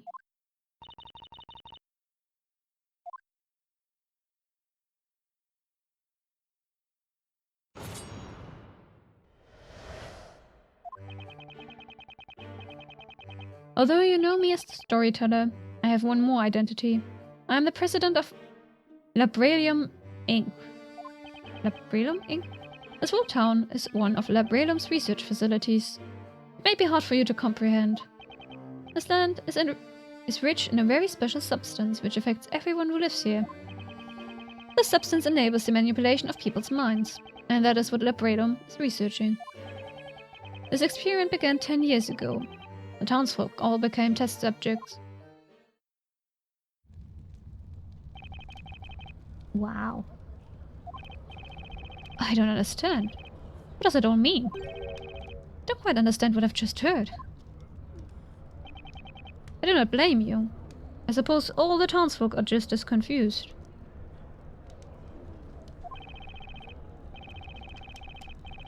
Labyrinthia is an artificial town created entirely by me.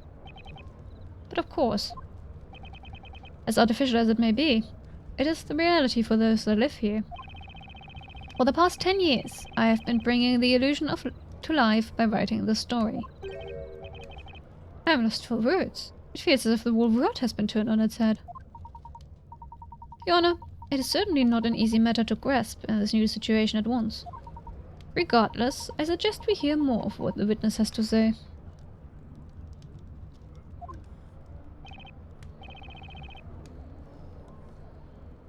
Let me sit properly. 1 second. Cannot sit like a gremlin all the time. There we go. Okay, let's continue. The defense may begin the interrogation. Thank you, Your Honor.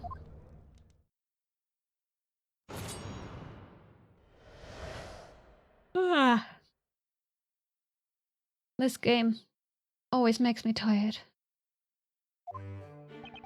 Maybe that's part of the mind manipulation substance. It's making me tired. Okay, tell me more. Tell me more. This is too much, I don't even know where to start. Labrador Inc. That's a name I've heard before. It's a global pharmaceutical company. Ooh. With headquarters in England. If my memory serves me right, it was founded by Arthur Cantabella. Ah. Really now? Indeed, that is my true name. Were you familiar with that, Mr. Wright? Sure, yeah, I've heard of Labrador Inc., of course. Labrador Inc. is known for developing a completely harmless anesthetic about 20 years ago. It is now widely used in hospitals all around the world. The company is also working on various other plant-derived sedatives, revolutionizing medicine. I suppose I shouldn't be surprised by your vast knowledge, Mr. Layton. Objection! It's irrelevant. The fact is just based on the real world we are from, not labyrinth. Phoenix! Phoenix! We are in the real world! Do you not understand that, buddy? This is the real world. You're all on drugs. That's what this is about. All of you are high on drugs. The real world, Mr. Wright. Then what would you call the world we are in now? Do you think this is a fantasy? No, that's not quite what I meant. Mr. Wright, I do not mean to be so rude as to presume I know what your thoughts are running through your head. However, Labyrinthia is certainly not a place within a book or in the past. Labyrinthia is part of the world we know. Ah. What? But how could a town like this exist in the real world? Do you think it's impossible? Why would that be? Are you saying that everyone would know about an unusual town like this if it existed? It's something like that. Anyway, it would be on a map at least. No, I'm afraid that cannot be so. Huh? This town is not marked on any map. It doesn't officially exist. What do you mean? The answer is quite simple.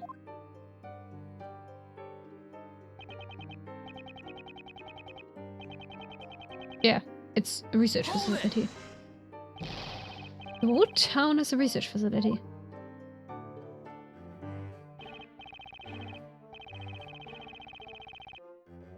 Yes, this whole area is a private property of Labrador Inc. So they own all this land then. That is why Labyrinthia is not marked on any map and people from the outside cannot enter. We've taken measures to ensure that this town is not noticed by local residents. What measures are you talking about? Consider the fact that magic is supposed to exist in this town. Perhaps special mechanisms that were used to create magic also serve to conceal Labyrinthia. There are limits to what magic the Shades are capable of producing on their own, after all. That is the case indeed. The magic in this town has been made feasible owing to the latest technology. Technology? Tricks? I cannot believe this. However, there is one question. There is no industry. Industria, yes. There is no industry in Labyrinthia. How do you obtain necessary commodities? Very observant, aren't you? All commodities are regularly shipped in by sea. A young man once made his way here on a freighter and took a speller out of the town. That was Carmine Accidenti, a friend of mine. I see. Is something on the scale really possible? As you might suspect, it would be beyond the power of Labradum Inc. to keep a facility this size a secret for so long. Labyrinthia is a project co-funded by the British government. Dun dun dun! The British government. Who else would it be? What? The government project. But what would be their stake in this? Memory-altering substance. It's all because of my beliefs. His beliefs? Evil government? Well, aren't all governments evil? Ah, by the way. Yes, Your Honor? What is a research facility? I've never heard of anything like that before. Ah, yes, that was careless of me. Naturally, you wouldn't know what it means. How should I explain? This whole town is my creation. Ah, that's what it was about. In other words, it's all your story. Makes it all clear. Swing and miss, Your Honor. Getting back to the topic. If there is an important reason why we have chosen to build such a facility here. Hold it! A special substance. What does it actually do?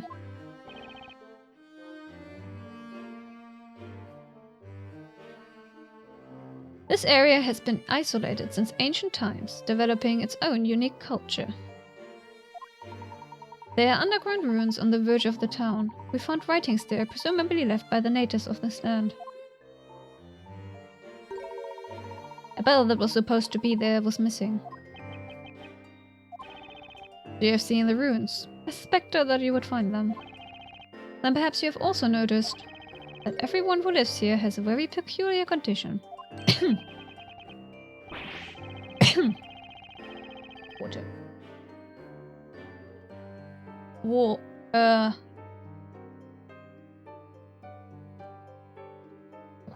Okay. A peculiar condition, you say? I can't just sit here quietly like a patient old man when you're saying such things. Just what kind of condition is it? You have every right to know. This condition makes people fall unconscious upon the sound of a certain metal being struck. Metal? What kind of metal? Pure silver. And so there is not a single object made of silver in Labyrinthia. Now that I think of it, that's true. Just imagine what disaster a fancy dinner would be if everyone fainted whenever they used silver cutlery. This condition is an integral part of magic. It's very Layton Phoenix, White Logic-esque, but we'll take it. Okay. How so? All inhabitants of Eldritch Woods carry small silver bells. I see now. The Shades ring the bells when they need to create the illusion of magic. Everyone present falls unconscious, and the Shades set to their work. Oh, Look at where the Shade's hand was. So that's the secret of the time-stealing magic Dockler told us about, huh? I thought the condition applied to everyone in town. Why do the outsiders also get affected? Or is it part of the substance? Does the substance cause it?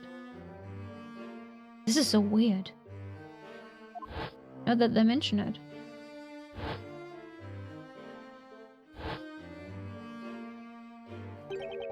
Kyria had a small bell with her when we saw her back at the marketplace.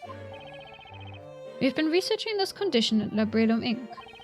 And finally we discovered its cause. It was the groundwater. Ah, okay. So it was the substance. And that's why the outsiders are affected as well. Water causes it. The groundwater contains a certain unique substance found in the soil in this area. So if you drink that water, you get this silver allergy thing. But of course we've been drinking it. It's impossible to live without water. Of course, that's why everyone who lives here has that condition. Oh. Oh dear. You needn't worry, this condition is harmless. Especially as silver is unknown to the townsfolk. Something's still not quite right though. If sound of silver bells makes people pass out, why don't the Shades pass out too? Although the effect of the substance in the groundwater is powerful, it doesn't last long. The condition will vanish after a day or so without drinking that water. That's convenient.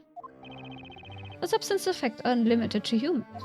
It can also affect plants to a greater extent. Plants are affected by it? Our research was focused on the plants rather than the humans. Manipulation of people's minds. Hold it! The substance enters the groundwater, affecting organisms that consume it. People who drink it daily acquire that odd condition. They fall unconscious upon hearing the sound of silver metal. Yes, although the substance in the groundwater also has a tremendous effect on plants. White flowers in this area contain a certain poison. Upon my beard, poison! This poison doesn't harm the body, it has the effect of manipulating the mind. So it brainwashes people. I've been writing the story for 10 years. The title of the story is Historia Labyrinthia. The ink I used to write it was made from those plants. Oh Nick, do you remember how funny the ink smelled? That was the gas really. Cecilia, how did you know? Poisonous gas. That smells weird. I think our cat is trying to manipulate your mind. We figured it out. The truth has been revealed. Toffee has been trying to manipulate you into giving her more food and attention and giving over your entire life to the cat. All hail Toffee. That was the gas released when the ink evaporates, and that's where the trick is. What? Those that inhale the gas become extremely susceptible to suggestion. You mean brainwashing? They will believe anything they are told or anything they read, however strange or unrealistic. It will be imprinted into their minds as the truth. So that was the true purpose of the parades.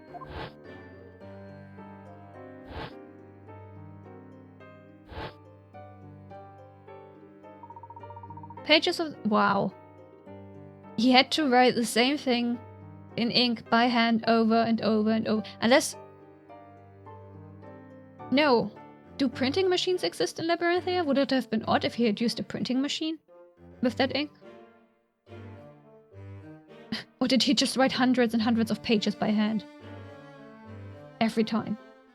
Pages of the story written in that special ink were regularly distributed among the townspeople.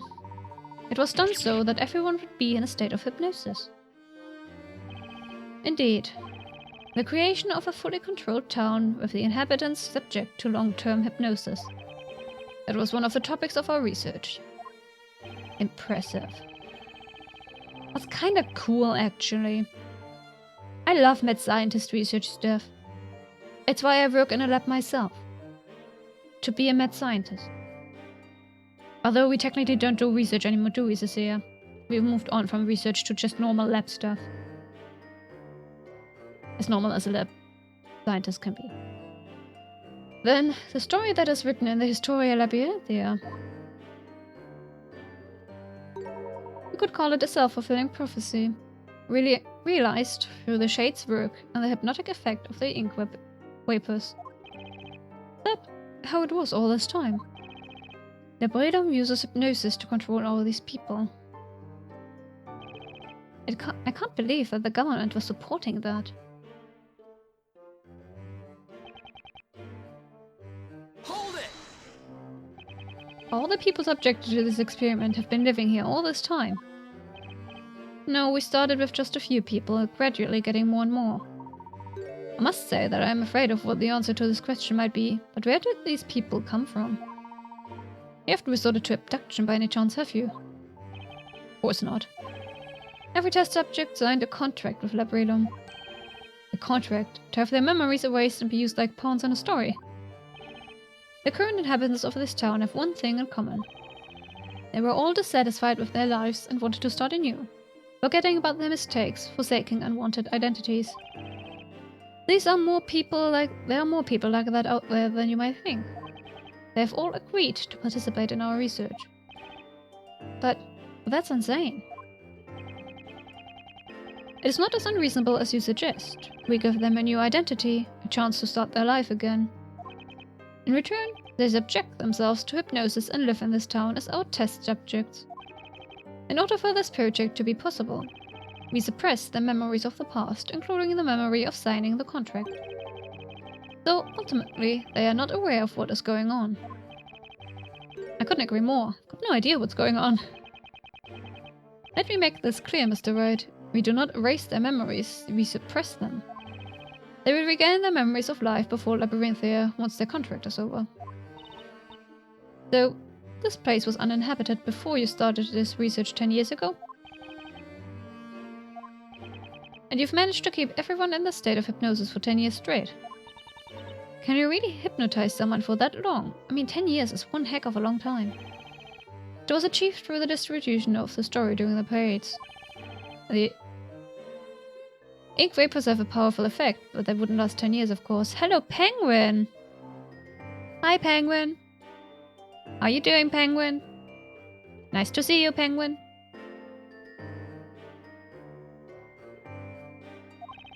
With each parade, the effect was renewed. That's why the parades took place at regular intervals. Second favorite fictional girl below Cecilia. Hey, Cecilia is not fictional. Cecilia is a real person. I think. Unless it's just a fictional identity and behind it hides a crime boss. Cecilia is fictional to you? Oh. Am I also fictional then? Do I only exist? Within a monitor? Oh my. Oh my. What a revelation!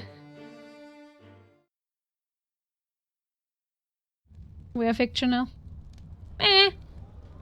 Yeah, I guess.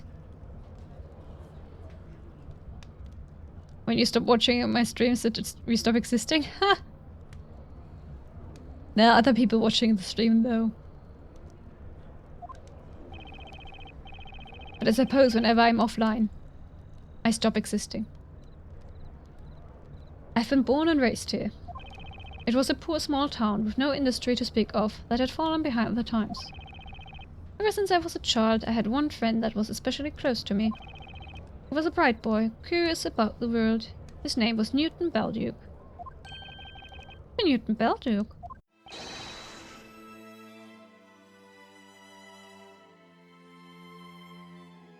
Everything is fictional. How can you know I was alive and your phone isn't just lying to you? We all live in a fictional world. All is fictional. Nothing is real. Time is an illusion. So they were childhood friends. The plot thickens. He had always been interested in the unique natural features of this land. The timer is a figment. It just says 2 hours, but from your eyes it's only been 3 minutes. Sure. Sure. And all that happened in the last 2 hours is not real at all. There was really nothing here, but to us, this area was an exciting place worth exploring. And one day we made an astonishing discovery on the outskirts of the town. We stumbled upon the entrance to the underground caverns leading to the colossal ruins.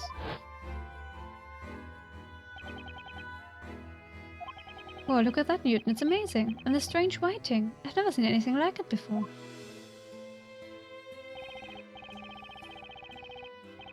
We found ancient writings in the ruins. Newton managed to decode some of them. According to our findings, a highly advanced culture had existed on the land where our little town was built. Some great calamity had befallen the natives and they migrated elsewhere. They believed that plants and water in that area were cursed by an entity they called the Great Witch Bezella. The natives sealed the curse within the ruins and left in search of a new home. That is all that we managed to decipher. Bezella's curse. It was sealed in the ruins, you say? Would that be the Bell of Ruin? The Bell of Ruin. Oh, that's the bell from the bell tower. I wonder why it's got an ominous name like that. Regrettably, we couldn't get any further information from the writings at that time. Needless to say, Newton and I were very excited by the discovery. I knew it. This place is special. It has some kind of mysterious power. If we could find out what it is, our humble town would become famous. You know what? I'm going to do that. I will unravel the mystery of this place. And so Newton began studying the indigenous plants and substances dissolved in the groundwater. On the other hand, I studied economics and management at a university in London. I dreamed of bringing prosperity to this poor, forgotten town. I wanted to change it for the better with my own hands. Meanwhile, Newton had succeeded at extracting a new anesthetic from the local plants. Was that the anesthetic which led to the foundation of Labellum? Yes, it was a huge success for Labellum Inc., and before we knew it, we were making a fortune. We wanted the whole world to hear about our hometown. Alas, fate wasn't kind to us, as we never realized that dream. Everyone in our town had died. All the townspeople perished. Huh? Just what on earth happened to them? That does not matter anymore. We purchased the the what? Environs. Huh. Our town. Mountains, lake, the plains, everything. Then, 10 years ago, having received financial support from the government, we started Project Labyrinthia.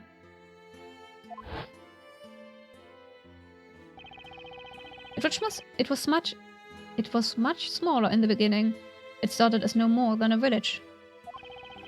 Over the course of 10 years, it slowly grew into a town. The population increased as well. More people were signing the contract with Labellum, slowly increasing the number of inhabitants, correct? Yes, they would sign the contract, be hypnotized and assigned a role, and then be introduced to the world of the story.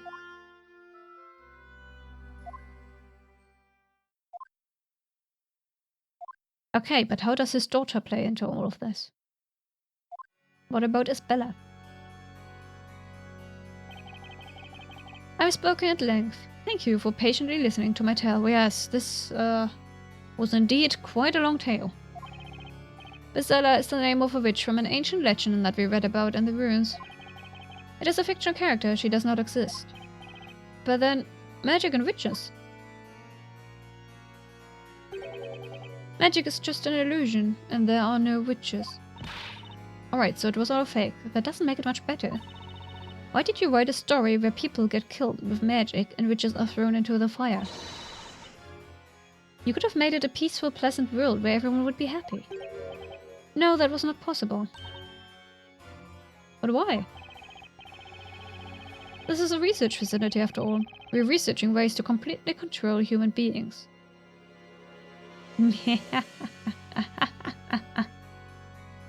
Oh my. My. Almost sounds like a criminal organization. Cecilia, you need to make one like this. Use your power. Use the power of your crime syndicate to create a research facility like this. I want to become a mad scientist. And manipulate people's minds. It sounds awesome. I'm joking.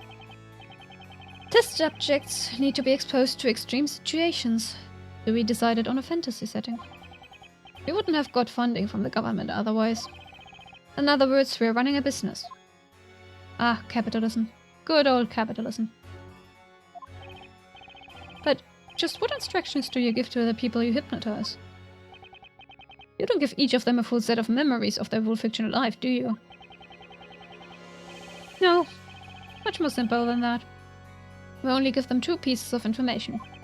The first one, that they were born in this town. And the second was their new occupation. Then they fill in the gaps themselves, without being aware of it. The human mind requires a consistent story of one's life. Which means, of course, that no labyrinthian has memories from earlier than 10 years ago. No one has any memories from before they came to Labyrinthia. What? What are you saying? That's all one big lie. I am who I am. But can you remember your childhood? I can't. That's true, I can't remember even my parents. No way, I can't recall my own mother's face. As you can hear, no one can remember their real past. There are no exceptions. Wait a second. No exceptions. Why are there 2 kids in this town, though? They're underage. Surely that's illegal. Or at least 2 kids, from what I remember. I smell a contradiction here. Ah, it seems Mr. Wright too has noticed it now. What are you talking about, Layton? Mr. Cantabella, you have just testified that not a single citizen of this town remembers anything from more than 10 years ago. Yes, that is the truth. Now, that is a strange assertion, especially coming from you. What? What do you mean? There is one person in this town who remembers what happened more than 10 years ago. That cannot be. It is impossible. They must be merely imagining things now. Mr. Wright, please enlighten us all. Who is this person that remembers their past? Either Estella or Doclo. Because I'm suspicious about her not remembering either. But I'll go with Estella for now. Because that's the obvious answer. Precisely, Mr. Wright. The person is none other than Estella Cantabella. What? That's even your own daughter. It's true, Dad. I remember it clearly, as if it happened yesterday. The legendary fire. No, that's impossible. That's just your imagination, Estella. No, it's not.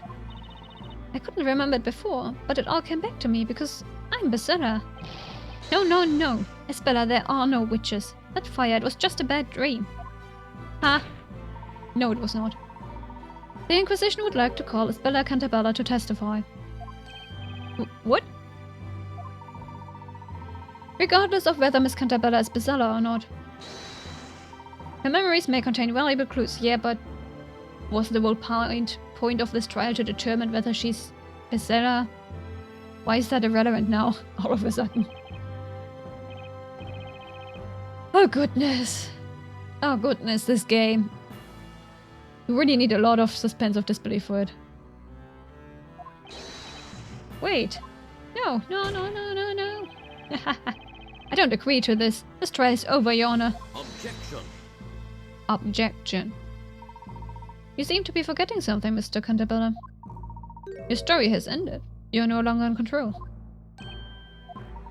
You're merely one of the characters.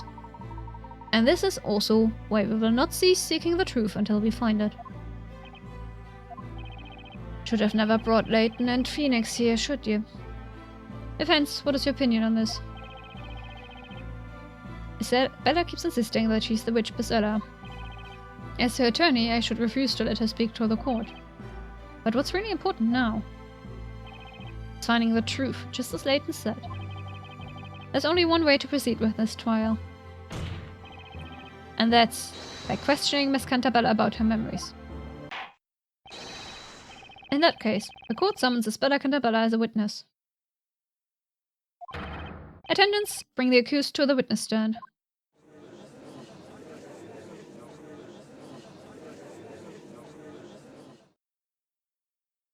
I wonder where Kira went. Is Kira still there? Flower girl. Where did you go? Now, witness. Testify about your memories of the legendary fire. Yes, my lord.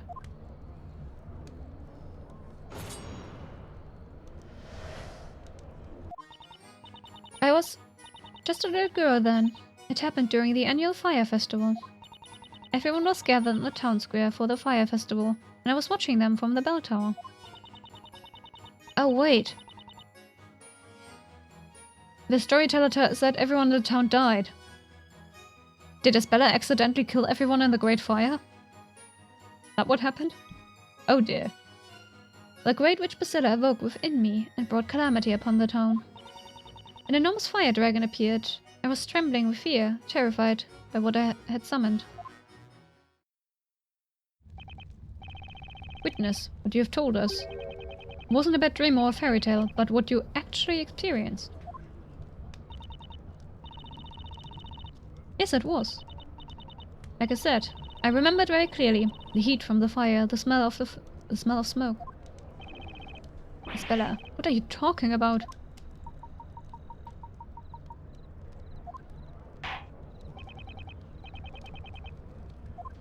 The defense may cross-examine the witness. Thank you, Your Honor. Well then. Let's go.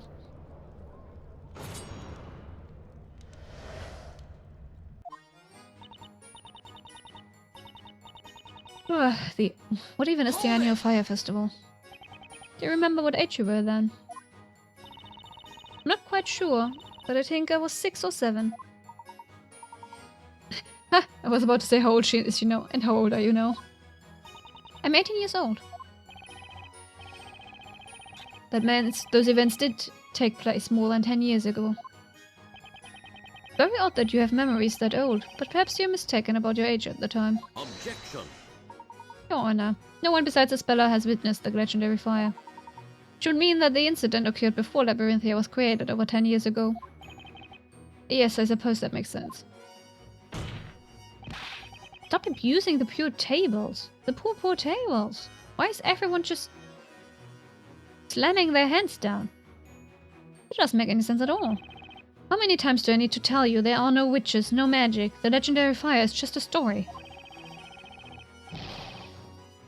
This interrogation serves no purpose.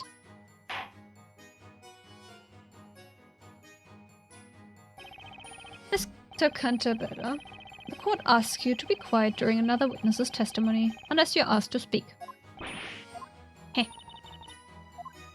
Well then, let us continue.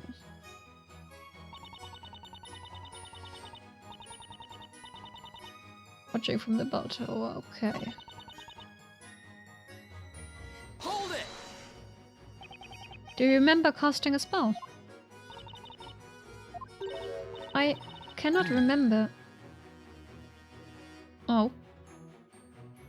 But I want to hear the statement first. But the town, perishing in the flames so fast, is engraved in my memory. That must be a very harrowing memory. I think that whenever Basilla takes over my body, my consciousness drifts away.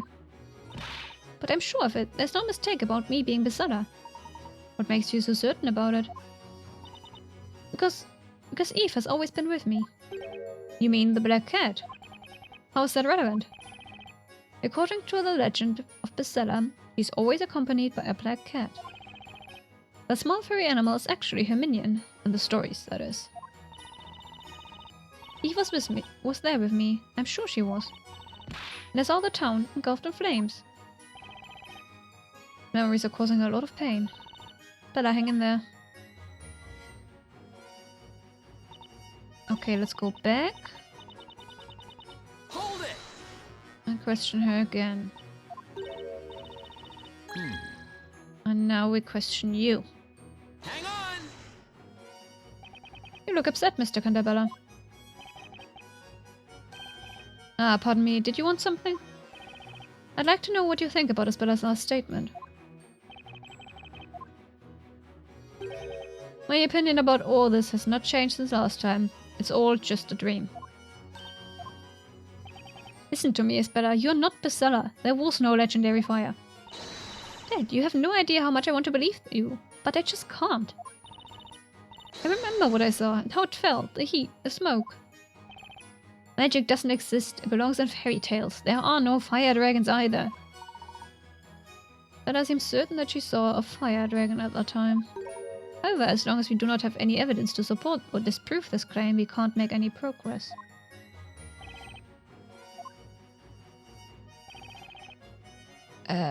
Right now we do not have evidence, I believe. But maybe we can get some. Yes, I know, thank you, Layton. But I need the evidence first to testify, to present it. Goodness gracious.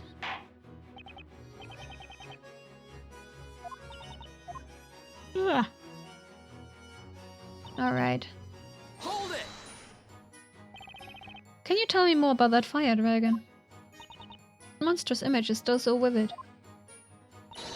It looked just like the one that attacked Dad this evening. I've done something terrible again. Then you are sure that the fire dragon you saw more than 10 years ago and the one summoned this evening were exactly the same? Yes, they were definitely the same. Oh goodness. Shush!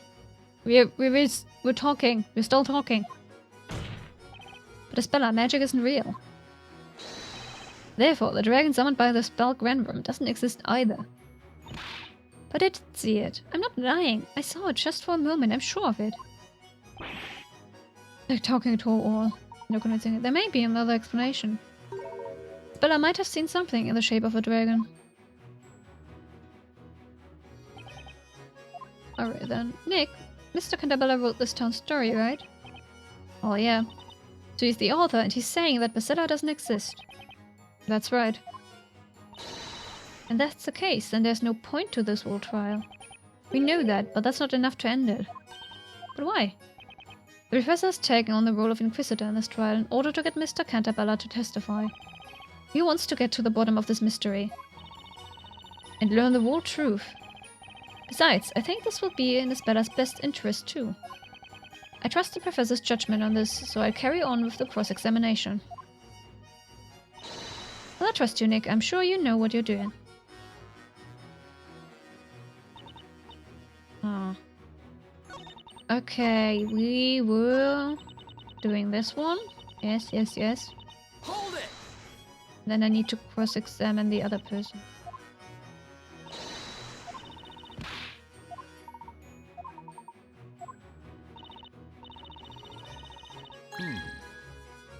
Yeah. Hang on! Is something wrong, Mr. Cantabella? It's impossible. There's no such thing as magic. You never believe me, Dad. I don't know why you have to be like this. There was a time when things were different. Isabella, what are you saying? Look at them. It's like a common argument between a teenager and their parent. Mr. Cantabella created this town. He knows better than anyone else that there is no magic here. Miss Cantabella. Yes. Would you mind giving us more details of what you saw? Could I borrow a sheet of parchment and a pencil? I think it would be better if I draw it. Your request shall be granted. Bring parchment and a pencil for the witness immediately. Interesting that they don't call her the accused anymore. Ooh. This is it. This is a fire dragon that I saw that night. I only caught a glimpse of it, but it was real.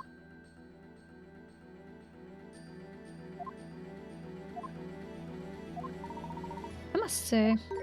It does closely resemble the supposedly magical creature we witnessed this evening.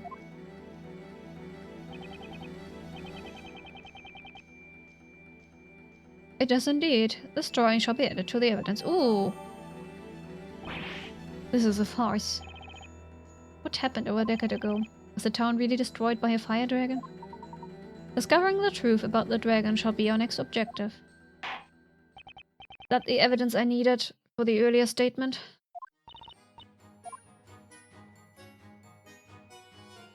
Okay, which one was it? This one, right? Hold it!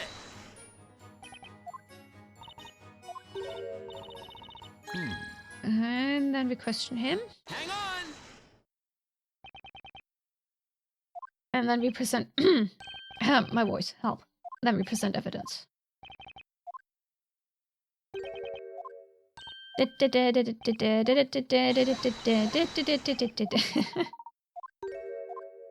just gonna drink more water. Water!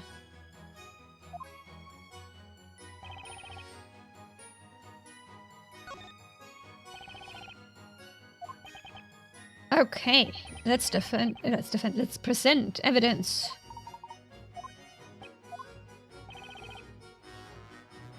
My daughter's memories of the dragon amount to nothing more than wild imagination. Are you sure? No.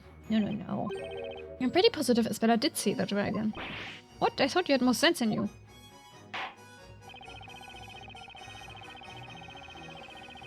Well, aren't we all curious about what the defense has got to show us? To be honest, this is very flimsy. Take that! But that's just how the entire game is, isn't it? Flimsy. Held together by duct tape. This is impossible to draw a dragon with so much detail unless you've actually seen it. Well, no. If you're a good artist, you can just draw a dragon like that, end of the story. But okay. Sure.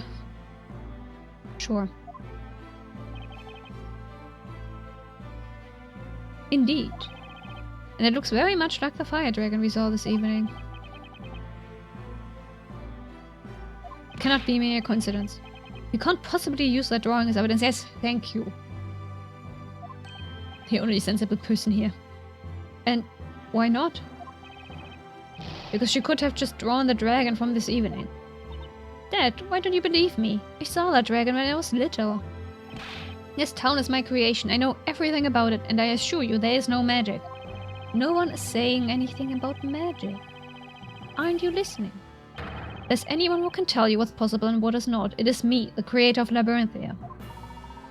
Your overconfidence has clouded your judgment and is preventing you from seeing the truth. What do you mean?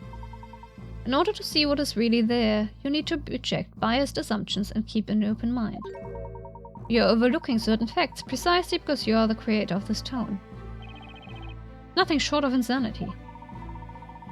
Magic doesn't exist, and yet Isabella says she saw a fire dragon. It seems like a contradiction. But perhaps it is not. Mr. Wright. Yes? The solution to this mystery is out there. We just need to find it. Do you suppose you know where it is? Magic doesn't exist. Isabella saw the fire dragon. Where's the evidence that bridges the gap between those two? Well, not the court record. The belfry, the town itself.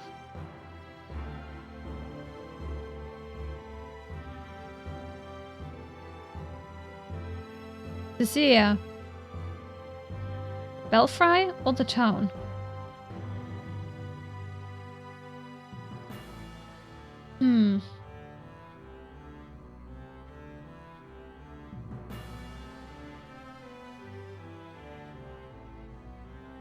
Was Isabella even a... Well, apparently she was awake when she was on the belfry.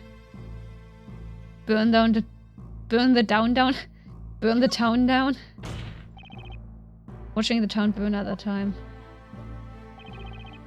She says she saw an enormous fire dragon. Now you put the two together? I think our best guess is that the dragon she saw was this town. No. That sounds wrong. But I saw a dragon's shape looming over the burning town. Mere speculation, I will not dispute that, however, it is entirely possible to test our theory. What? And how would you go about doing that? It's all quite simple, Mr. Storyteller. Oh. So, the town was kind of sort of the wrong answer, but it's fine because now Layton gave us the real answer, which is the belfry.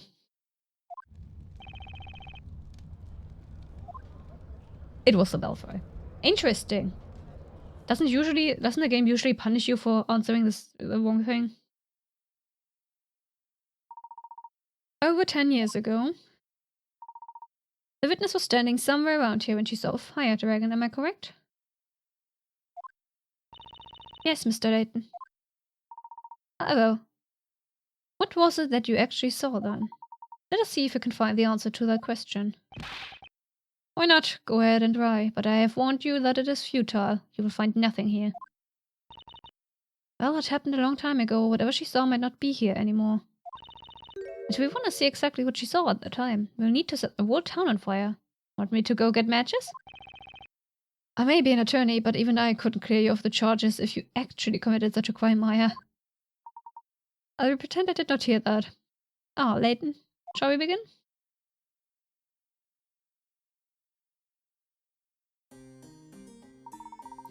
Let us look for the fire dragon. You can see the whole town from here. Look in every direction for something that would resemble Miss Candabella's drawing.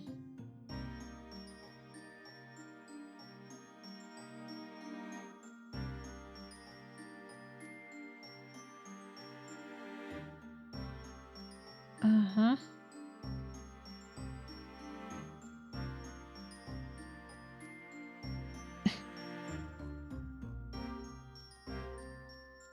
Oh. Wait. Wait a second. Which of you news? One of these a dragon? Take that!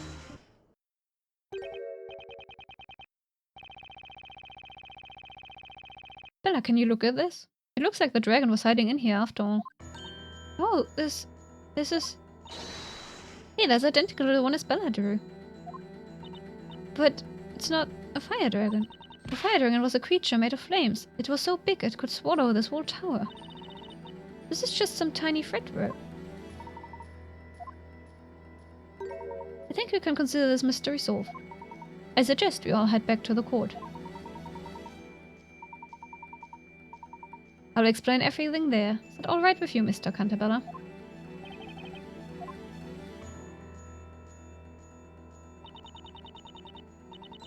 What's gotten into you, Mr. Cantabella? He looks paler than you do with a cold.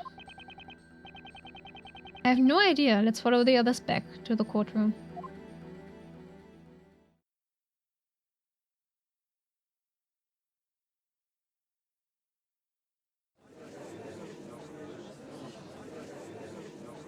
Okay.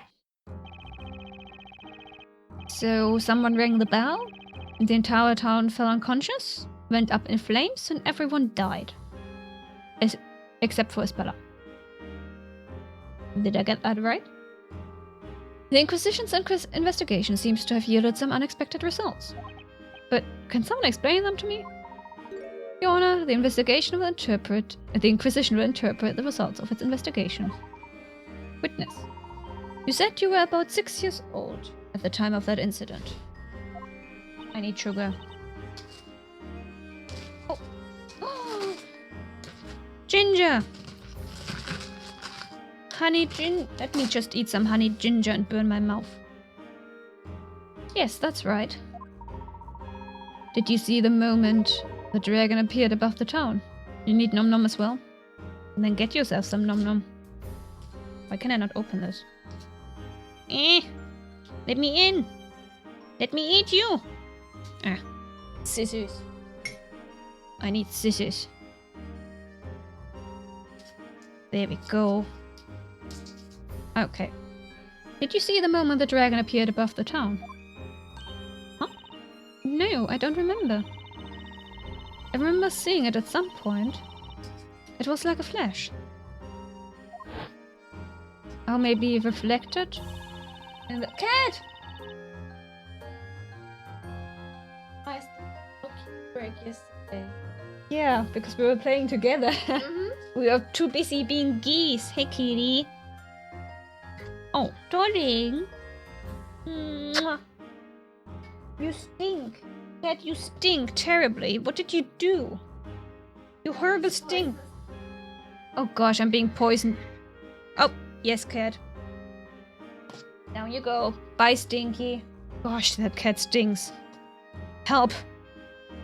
This cat is so stinky. Okay, where was I? The town was ablaze, and this fiery beast was hovering... Fiery? Whatever. Was hovering above it. Then, when you noticed the dragon, the town was already engulfed by flames. Yes. That information completes the picture. Miss Canterbella's statement has offered me an insight into the true story of the fire dragon. Over 10 years ago, Miss Cantebella was in the belfry, unconscious. What events led to this? Perhaps we will discover that... Well, the bell, of course. The bell, what else?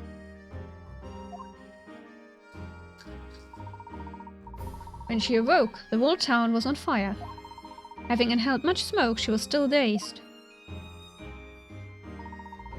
She was only vaguely aware of her surroundings when she looked up, alarmed by the scorching heat. Unable to stand, she was on her knees. And then she saw something she would remember her whole life.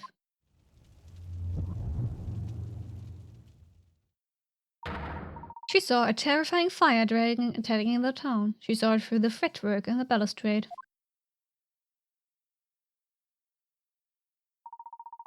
The shape of a dragon against the backdrop of the town being swallowed up by the flames became imprinted in her memory. That is the truth about the fire dragon. Fire dragon killed. Oh, not the poor dragon, it's innocent. With kindness? Unfortunately, I am not kind. I do not know how to be kind. Oh. Yeah. No. Nom nom nom. Delicious honey and ginger.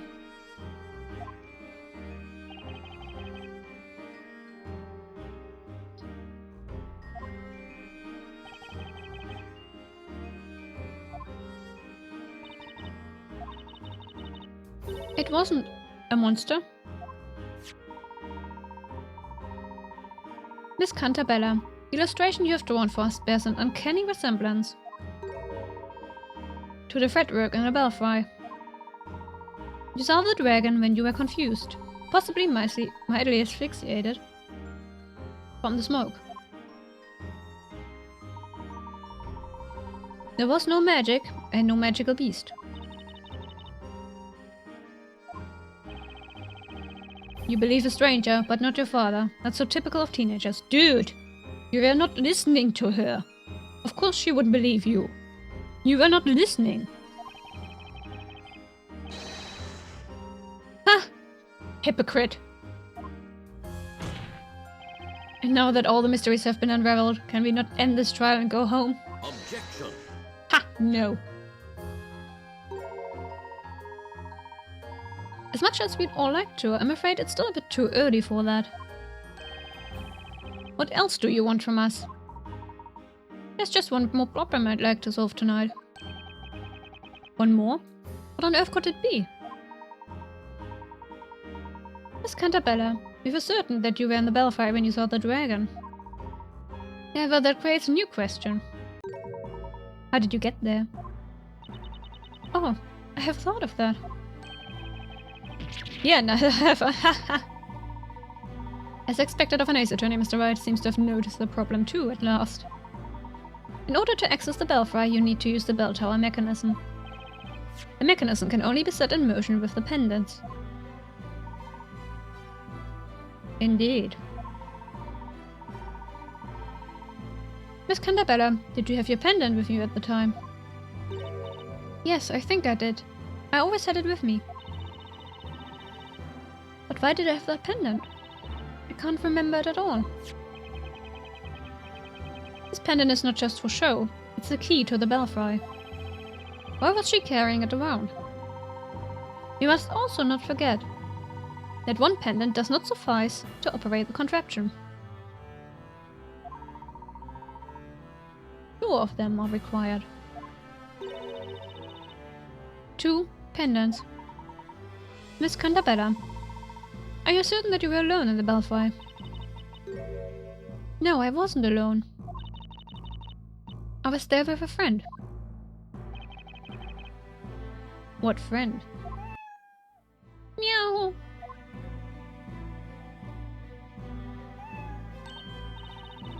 Eve, where did you go off to? By the way, where the hell is Luke? I only noticed it just now, but where is Luke? The friend you mentioned, was it this cat? Yes, she's my best friend. We've always been together. Without Eve, I would have been so lonely. That kitty's always appearing out of nowhere to keep Isabella company. Of course she does. After all, Besella's always accompanied by a black cat. Ha! Penguin broke Luke's leg so he couldn't make it. That sounds like something Penguin would do indeed. Yes. Yes, that sounds like something Penguin would do. Oh dear, poor Luke. What you saw from the bell tower when you were little was so terrifying that even an adult would have been scarred for life. The town burned in front of your eyes. You thought you saw a fire dragon. You see, your memories have been twisted by the horrors you saw. What do you mean? The dragon you saw wasn't real, and I suspect that the friend who was with you in the bell tower might not have been that cat. No, it was her. It was Eve, my only friend. Miss Candabella, pendant needed to access the belfry is too large for a cat. Are you following? If Eve was with you, it would have been impossible for you to enter the belfry. Wait, Inquisitor, where's all this going? You have no right to tamper with my daughter's memories, ha! Who has been tampering with whose memories here, huh? You're right, of course, however, neither do you. Nor should you attempt to cover up the truth. No, you're wrong. Eve was my only friend. Think about that day again, Miss Cantabella. You went to the top of that bell tower with a friend who also had a pendant. From the picture, it was dark claw. It's so obvious. Well then, why don't we have the defense present some evidence? Can you prove that someone was with Miss Cantabella in the belfry that day? If so, I'd very much like to see the evidence, oh dear. Why me? It was the professor's idea. I have nothing on the legendary fire, why ask me for proof? Right, I suppose you wouldn't have any proof. Not one of us remembers that incident. I've had enough of this. Your Honor, you have no grounds to continue this trial. Well, we appear to have reached a dead end. Excuse me. Objection. There's nothing else for us to do. Objection. Ha! Thanks, Layton.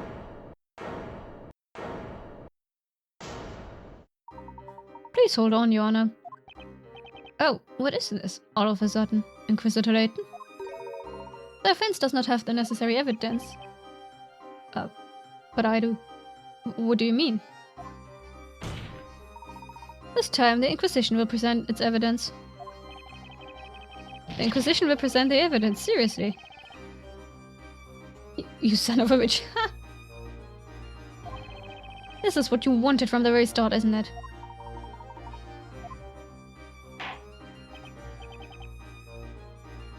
Well, in that case, the Inquisition shall present evidence that somebody was with Miss Cantabella in the bell tower when she saw the fire dragon. Bell of ruin, made of pure silver. The first story. Picture of 2 girls, suicide note. Hello! This is the proof. Which is a 5-letter word. Really? Is it now? This photograph shows Miss Cantabella with a friend. Surely, this is the finest illustration I've ever seen. Yeah, because it's a picture. Oh shit, they are so cute. Look at them, they're adorable. It's a photograph. It's look as a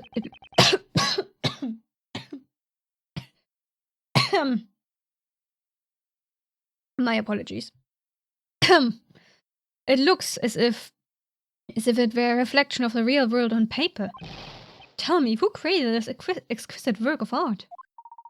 Well, Your Honor, I understand you're fascinated, but let us focus on what this picture shows. This picture was found in the Storyteller's Tower. Mr. Cantabella, they've taken the liberty of borrowing it for this trial. It's enough to look away for a second and you already caused trouble. Professor, aren't photographs against the rules? I mean, this is supposed to be a medieval setting. Joking on the Yes. The cat's poisonous gases are making me cough now. Oh dear. I need to counteract it with lots of water. Because water solves every problem. Or 99% of all problems. Meh, who cares? What's important now is helping Miss Cantabella to grasp the truth. And in this case, the end justifies the means. Please take a close look at the two girls in this picture. Each of them is wearing a pendant. Why, that's so. These are the Belfry contraption pendants. We know that one of these girls is Miss Cantabella. But then, who's the other girl? Accused, do you have any idea? Come now. It's so very obvious. Estella, are you okay?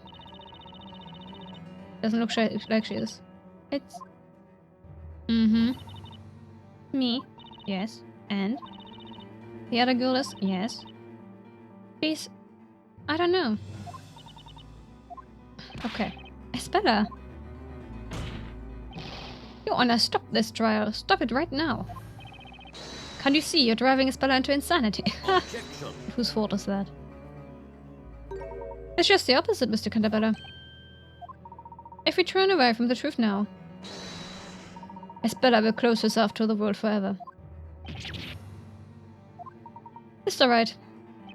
Yes, you know who it is, don't you? You know the identity of the other girl in this picture.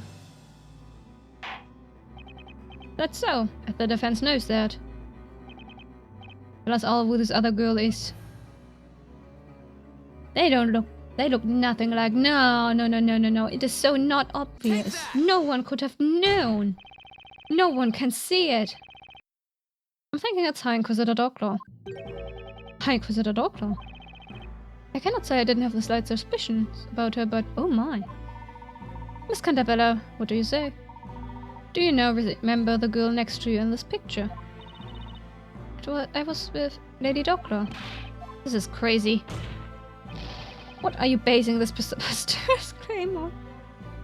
Have you looked at the picture, buddy? Have you, like, looked at it? But, Mr. Cantabella, this girl closely resembles the High Inquisitor. Resembles? That's just your personal opinion. It's meaningless in a court of law. Objection! If you want evidence, I've got it. What? The definite proof that the girl in the picture is High Inquisitor Doctor. Take that! Is the pendant. I have Miss Doctor's testimony here. She said this pendant was hers. And so... the other girl in the picture is definitely Miss Doctor. Is it really?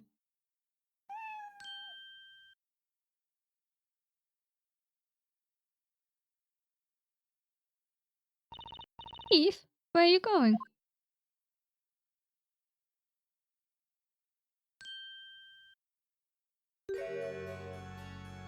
Welcome back. I was expecting you, Miss Doctor. I see that I was not mistaken about you. I trusted in your ability to get this far. Isn't it a cute cat? Such a cute cat.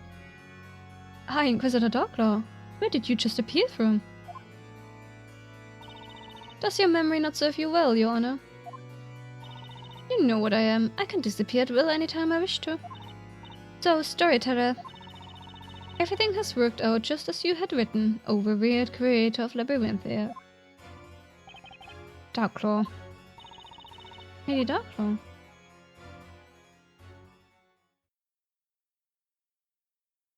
Huh. Now she's on the witness stand. Miss Darklaw. Did you enter the Belfry with Miss Cantabella when you were little? Yes, I did. Then you have memories of events from before 10 years ago? I certainly do.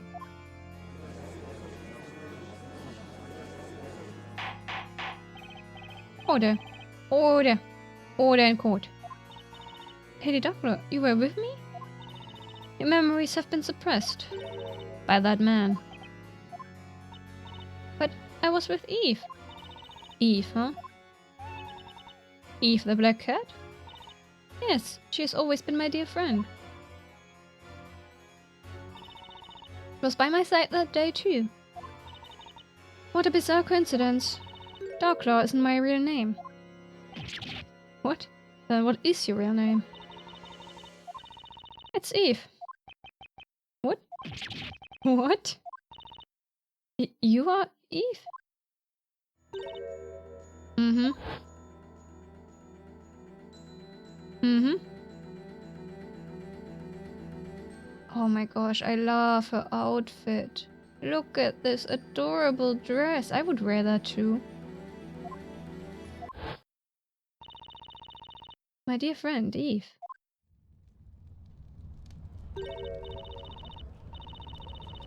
Can't be. That flashback.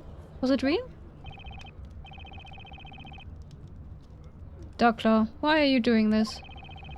Are you trying to undo everything I have accomplished in the past 10 years? No, you have already ruined everything yourself. What is it that you want? What I want? My aim is to make the truth known, so that everything returns to how it should be. Miss Darklaw, will you tell us what you remember about what happened back then, more than 10 years ago? It would be my pleasure.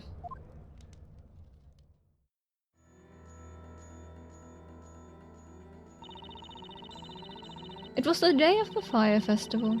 Isabella and I went up to the bell tower.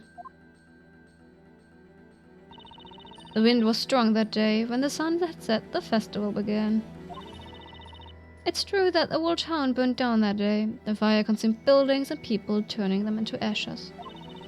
We were the only survivors. We stayed in the belfry while the world below us was being eaten up by hungry flames. Ah. Yeah, the bell. There it is. The legendary fire is no fable. It happened here more than 10 years ago. Objection!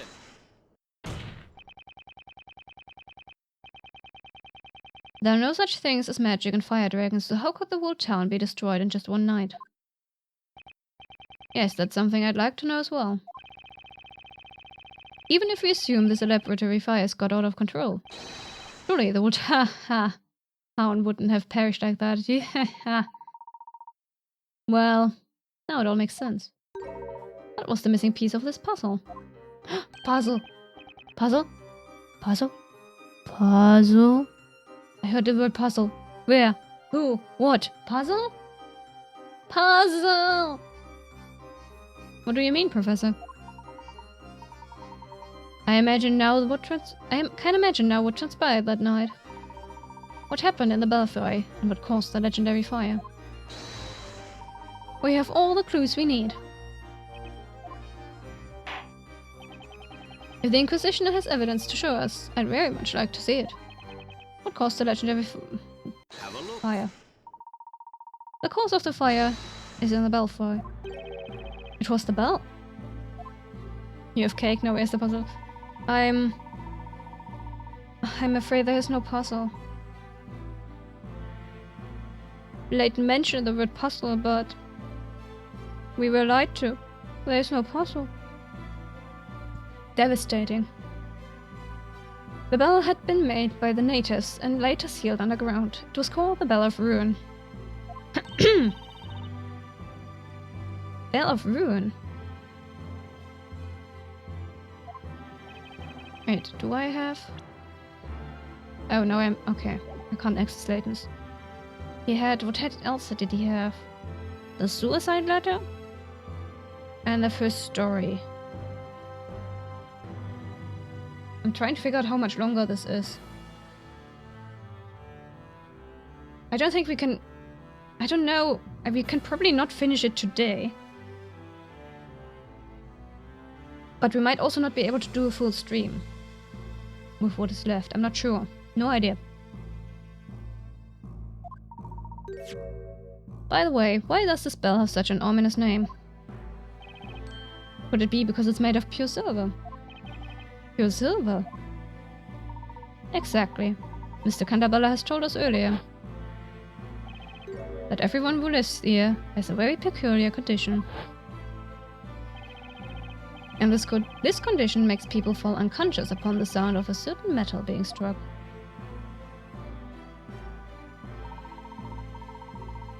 And that metal is pure silver. Yes, and we've been told the condition is brought about by drinking the groundwater. Indeed. That bell was also the reason why the original inhabitants of this area decided to forsake it. It seems that the Bell of Ruin caused a devastating disaster. To those who have gained entry into the sanctum, heed our words. You must not ring the Bell of Ruin.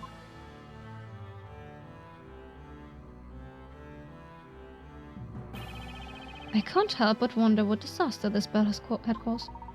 An enormous bell made of pure silver, and the locals with their peculiar condition. Not too hard to imagine what happened. It was probably the same calamity as the one that happened over 10 years ago.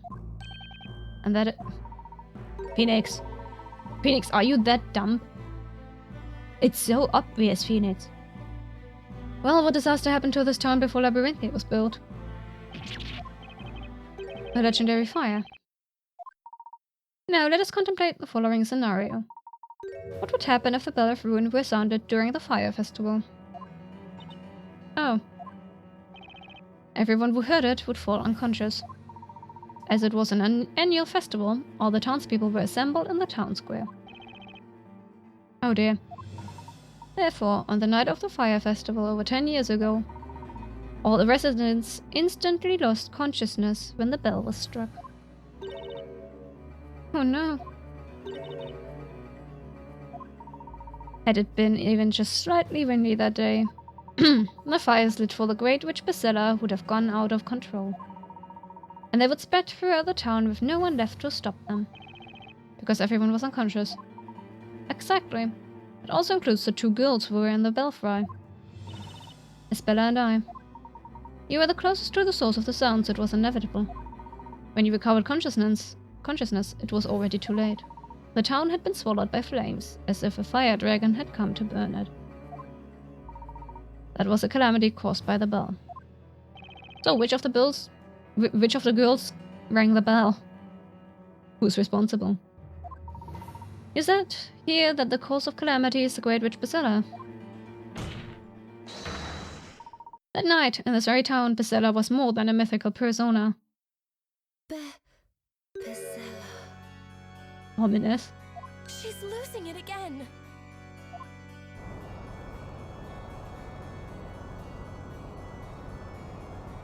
The Bell of Ruin.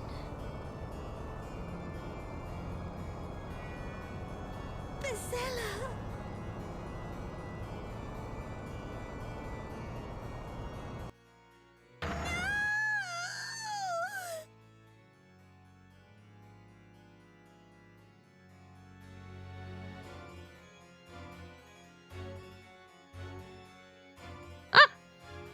Perfect place. Wait, I thought this was the epilogue. Anyway, perfect place to end stream. Yes, I want to save. I think we might be able... We will finish this game next week. We will definitely finish it next week.